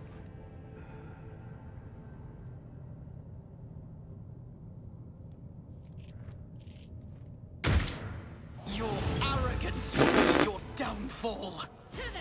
What is dead? Hey, Abelard? You stand there. Pascal, you stand there. Max, you stand there. Having 3 melee users is always funny. Argenta unfortunately cannot stand up front. I'll just have a stand here. Oh, we are being outflanked, aren't we? Irida can stand here and do nothing. I love my Psyker, my unsanctioned Psyker, who has exploded just often enough that I don't trust her with anything anymore.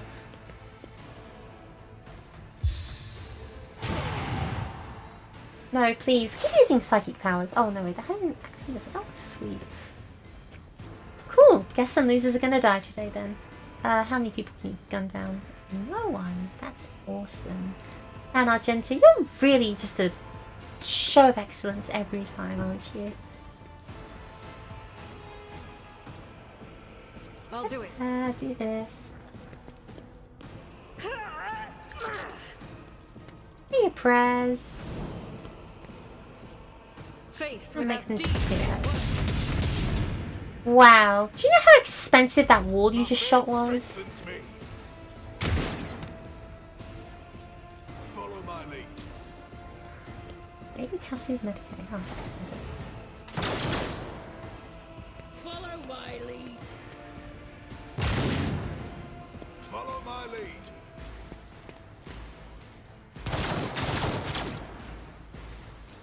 Break. I'm impressed you can fire a long rifle in engagement range.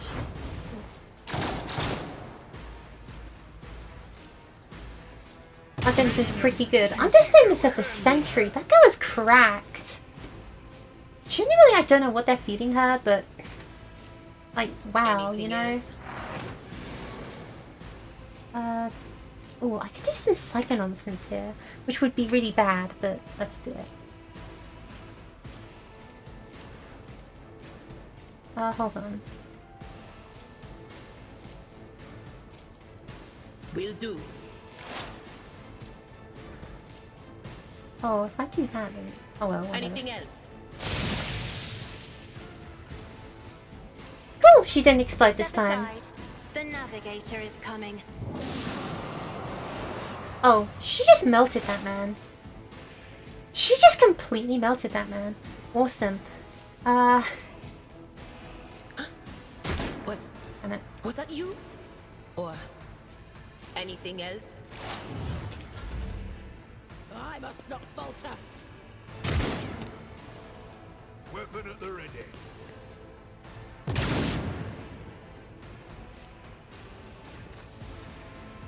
Let's see. Abelard.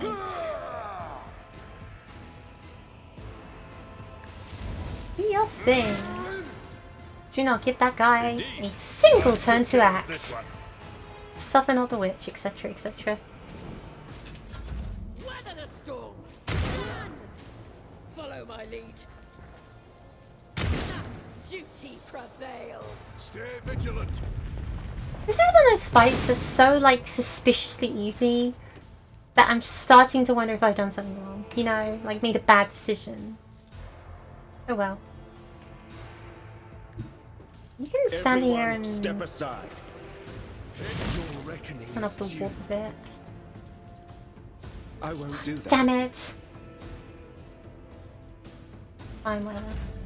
High momentum.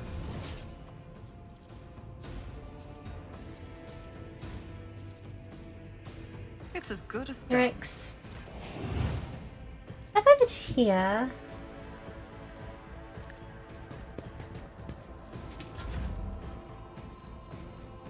I'll No, see to order it the... personally.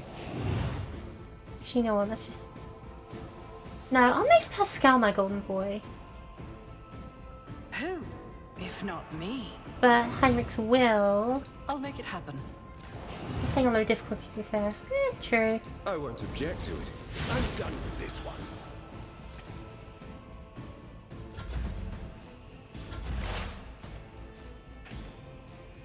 Pascal can just do the Pascal thing where he chooses someone to die and they die. Significant value. Okay, who's next for something? Oh, not that tall. Oh, hi! Hey, my guy, do you know what a bolt round in the face looks like? It looks like this. Strike is a prayer. My faith strengthens me. Follow my lead. Follow my lead. Done. Keel over and die. Now, this is your burden, child. Survive. Return to the fold of your house as your destiny demands.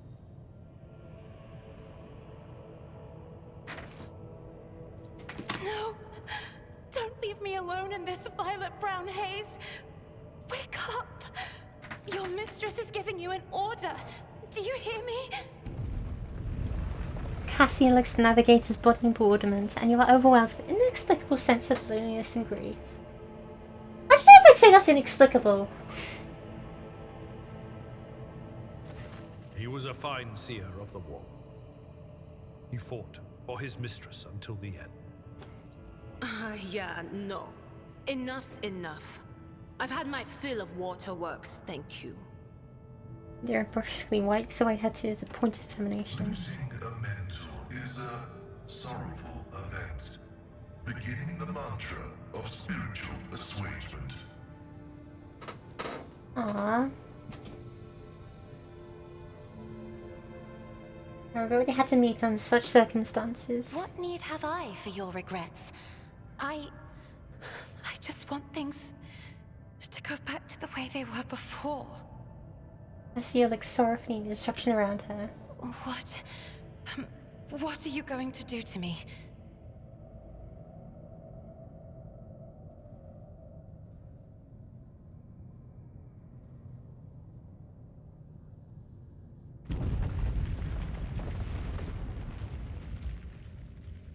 So another one's just kind of mean.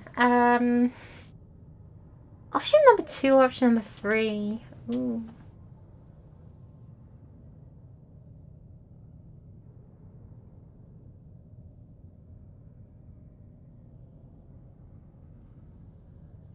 Three. But that's the thing, right?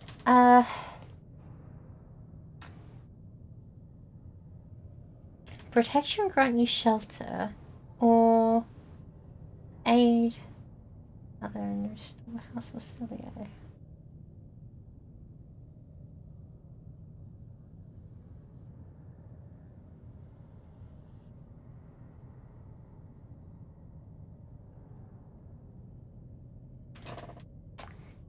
Let me consult the ancient spirits for this. Okay, Google. How do I get the strange fish woman from Rogue Traders to get into bed with me?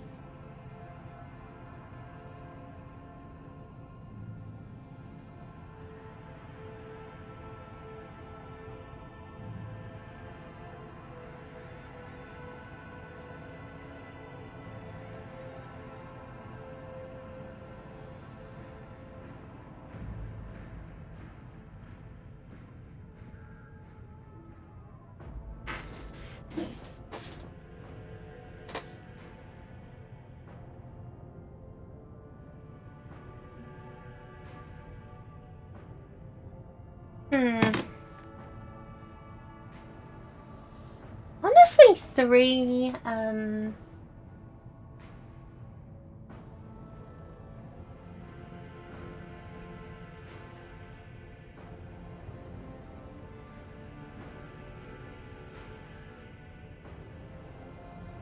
Okay, here's how I'm like visualizing it in my mind, right? The Re gives her a clear objective to work towards. But I don't want to give her false promises, and I don't want her to like up and leave the second the house is restored. But if I give her 2, like, she probably won't necessarily be grateful because she's just said, like, I want to have a home again. So Google, what are the ancient text? It's fun you go through all the choice about who lives and who dies at easy, but understand where Cassia like you. Look. Look. Okay? This is visual novels, okay? I kill people I don't like without a second thought. But making people like you is hard. It's hard and no one understands. So you better believe that I'm going to meditate on this thing for as long as practically possible. Plus, like, I've known this woman for all of, like, 20 seconds. What the hell am I gonna do to, like, get along with her? I don't know anything about her, except the fact that she's, like, a child. And if we're approaching from the angle of a child, I'd go for option 2. But if we're approaching from the fact she's a noble, we go for option 3.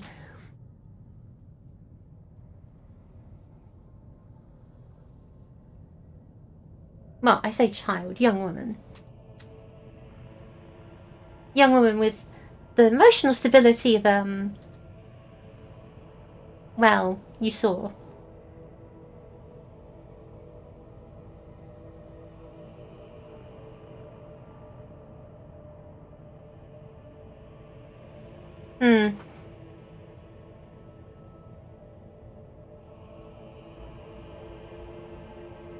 Screw it, number 2. Lady Cassia, I, Dolly von Valencius, rogue trader of the Imperium of Man, offer you my protection and grant you shelter aboard my vessel.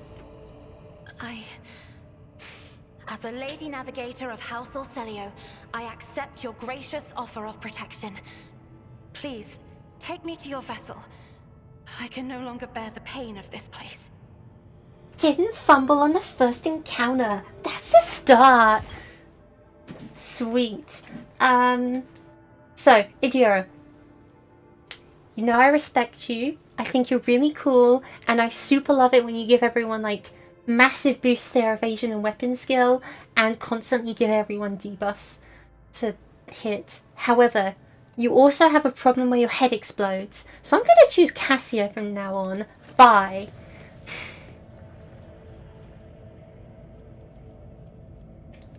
Let's first love her up. Let's see. Let me guess.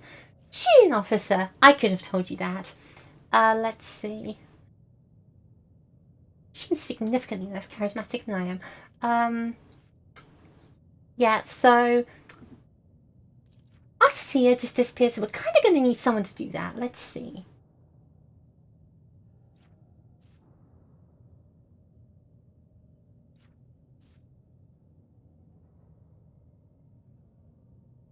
Ooh, that's kind of good.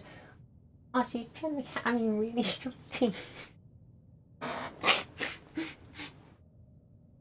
It's not a harem. That house is so good. Oh, there's a lot of them. Yeah, no, these seem pretty cool.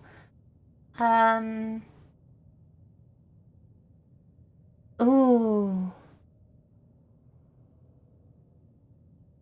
Telling someone to move. +3 movement, that's tempting.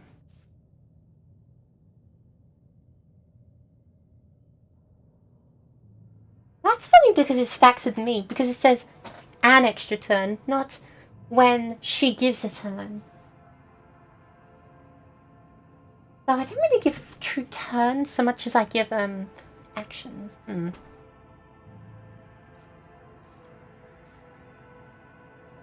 Ooh, no, that makes it sound like she'll just get really tough, right? She can't have that high a toughness. Toughness 30, willpower 55. Yeah, no, we're taking that so she doesn't die all the time. Sorry.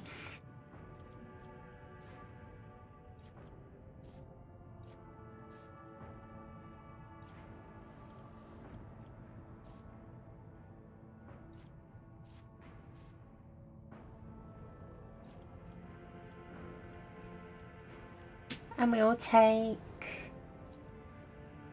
High Oblivion just sounds really good, because it just means as long as she's existing, good things happen to us. Take another perception point, so she's almost as good as the last. Oh.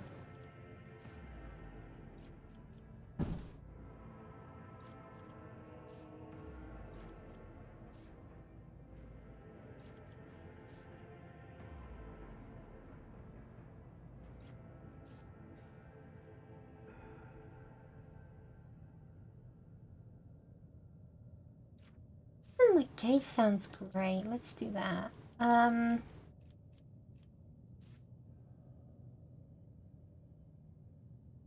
Again, sounds like we'll be using her perception a lot.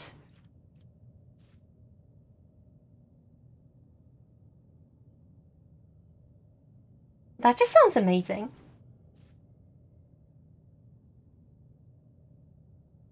Well, that just sounds amazing. Let's take that. I hate veil degradation.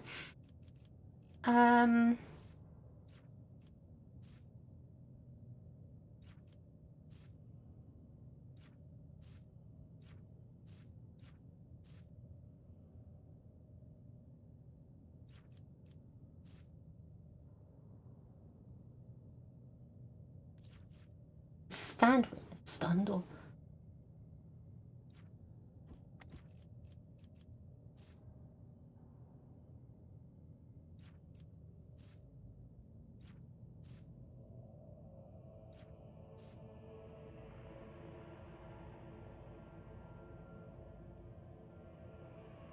Oh, that just seems great.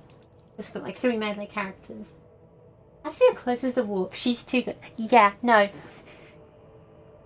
I am never taking Indira again unless I got a really good reason for it, let me tell you.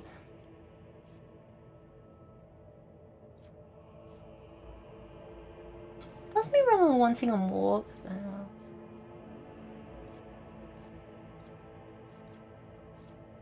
Take some awareness, why not? I'm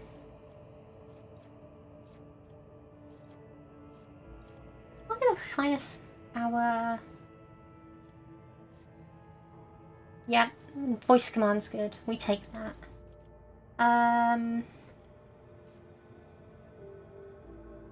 Oh look, more awareness. Isn't that funny?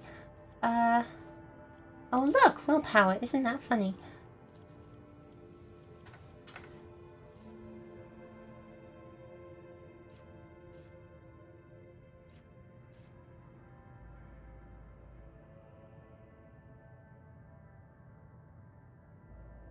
So she just regenerates like Wolverine? What?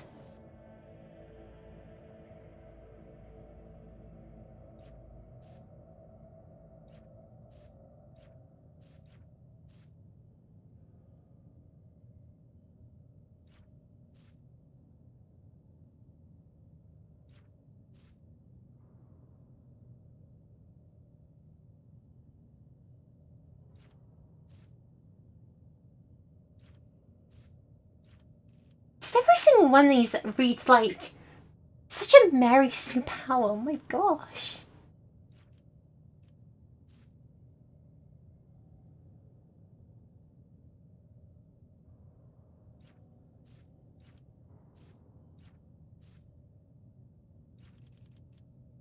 Yeah, pass on skates so she can dodge bullets, I guess. More willpower. Sure, let's do this. This build is probably fine. Perception 65, willpower 65, awareness 90. I may have made her a little bit tunnel visioned, but that'll probably be fine, right? Oh, not such stuff. The person will look at psychic and just left. Rats. Well.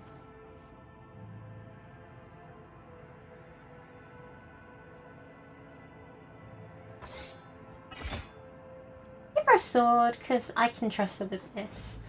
Oh, I could give her a full sword, that's true.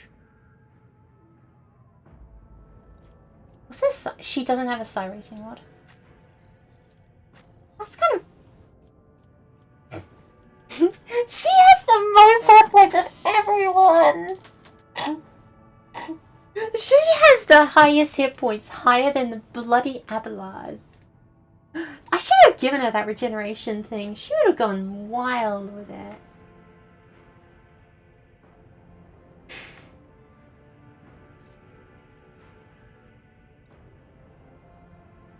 Oh, that is funny. Hey, can you use a medkit? No. Don't.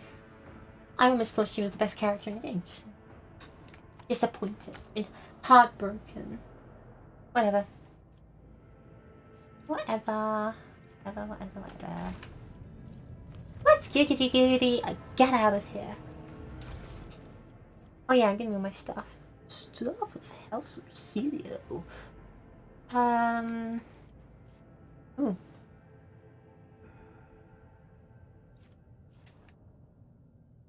Oh, those sound amazing. Yes, thank you. I will gladly take.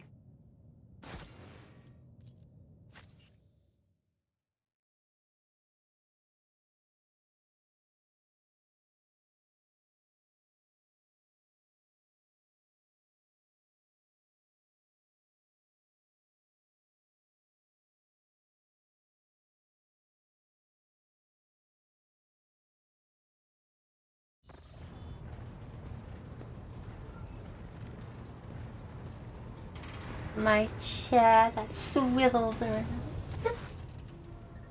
Lord Captain, Lady Navigator, welcome aboard. The Sanctum Navi is prepared for communion ritual, but if the Lady Navigator wishes to rest their quarters first. Oh my gosh, are we gonna have to deal with like her empathetic outbursts for the rest of the game? That's kind of cute. Let's see. Your heart starts beating furiously, your breath comes short and choppy, your fingertips tingle unpleasantly. Your stomach is simming slightly, like you are glancing around a puzzlement, searching for the source of sudden wave of unease.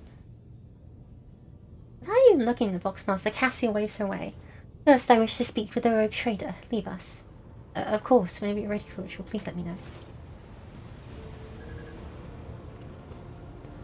Go away! Girl time now.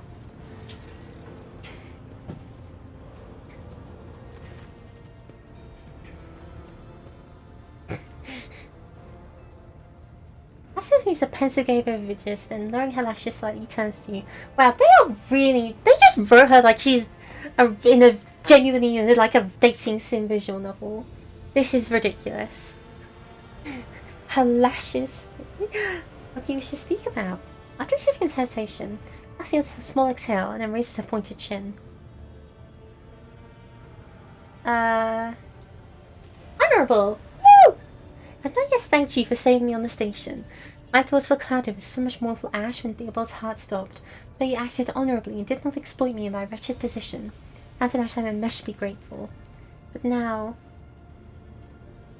I'm ready to go back to the Sanctum Navis and form the sacred rite. I'll require brushes, canvas, and the best paint on board, but no red. Why do you use red paint? It's my habit to use the blood of my attendants so as to preserve my own. Oh, she must be red blood then. However, given the current circumstances, my own will serve even better. The blood of the Navis nobility is sacred, and so is more suitable for the communion ritual. I don't know about what ritual entails. I doubt the initiated understand the mysteries of navigation, but I shall try to explain the essence of it. I must merge my mind and will with the machine spirit of the ship, so that I may become one with the vessel. Cassia lifts a lock of hair from the back of her neck, revealing gilded implant ports. After that, I use the House of Celio ritual, which I am loath to reveal to you, free my mind of all errant thoughts, and then it is time to open my third eye and peer into the depths of the warp itself. Among the nightmarish visions, mirages, and creatures of the abyss, only the light of the Emperor is the truth that will lead me from star to star, from system to system. Oh, the light, the guiding light, so fine it can slip from one's grasp at any moment. But you have nothing to worry about. The navigators of House of Celio never lose their course. I shall ensure all necessary supplies are delivered to the Sanctum Navis. I shall take my leave for the duration of the ride. I ask you do not follow me. Few can survive the gaze of my warp eye when it's opened. Yeah, no, I can believe that. Oh, what's master? Lord Captain, I will oversee the open channel between the Lady Navigator and the bridge. I mean, the Emperor's light help us all.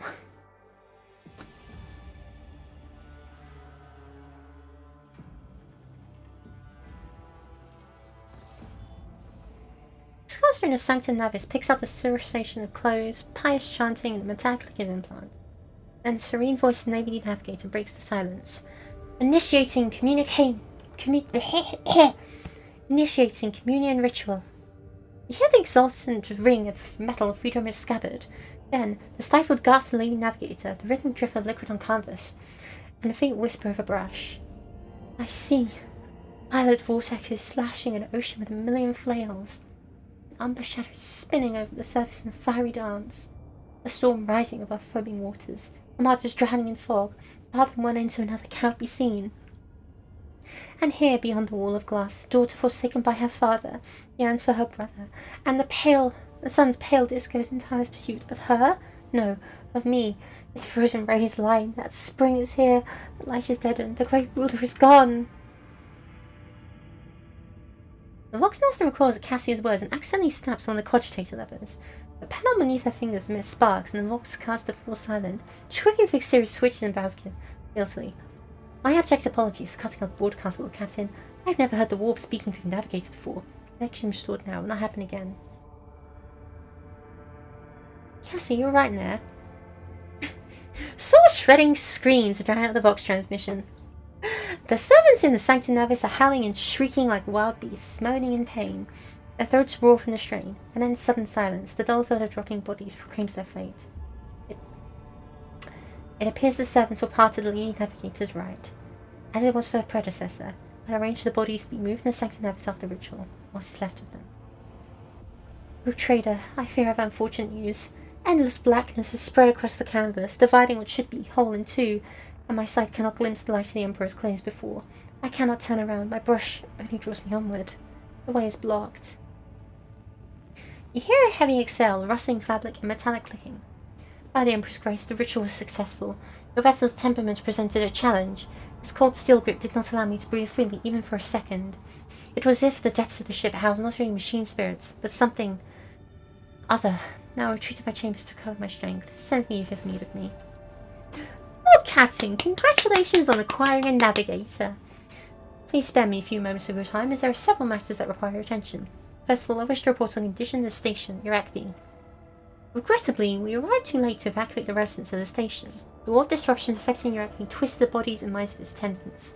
The corruption failed to affect Lady Cassia, thank the Emperor. The navigators are trained to resist the Materium's pull.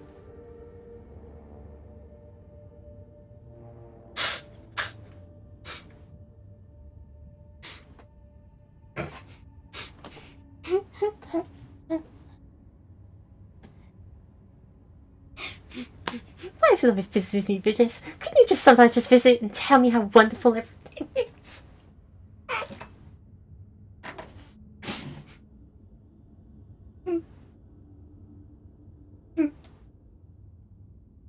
That is so funny, but I'm not picking that up.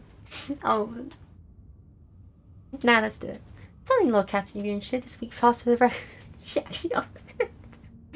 We have enough tablecloths. Oh, that's amazing. Alright. Let's open a new save. I'm still annoyed that I didn't use the pigment or anything. I feel like I missed out an opportunity there. Like, I should have mixed it with like the acid or something and turned it into a pigment. I don't know. I'll look it up later and feel disappointed about it. But for now, we have to wrap up stream because it's gone on for like a bit longer than I expected. Thank you all so much for watching. I hope you have a good rest of your day, and I will see ya when I see ya. Bye!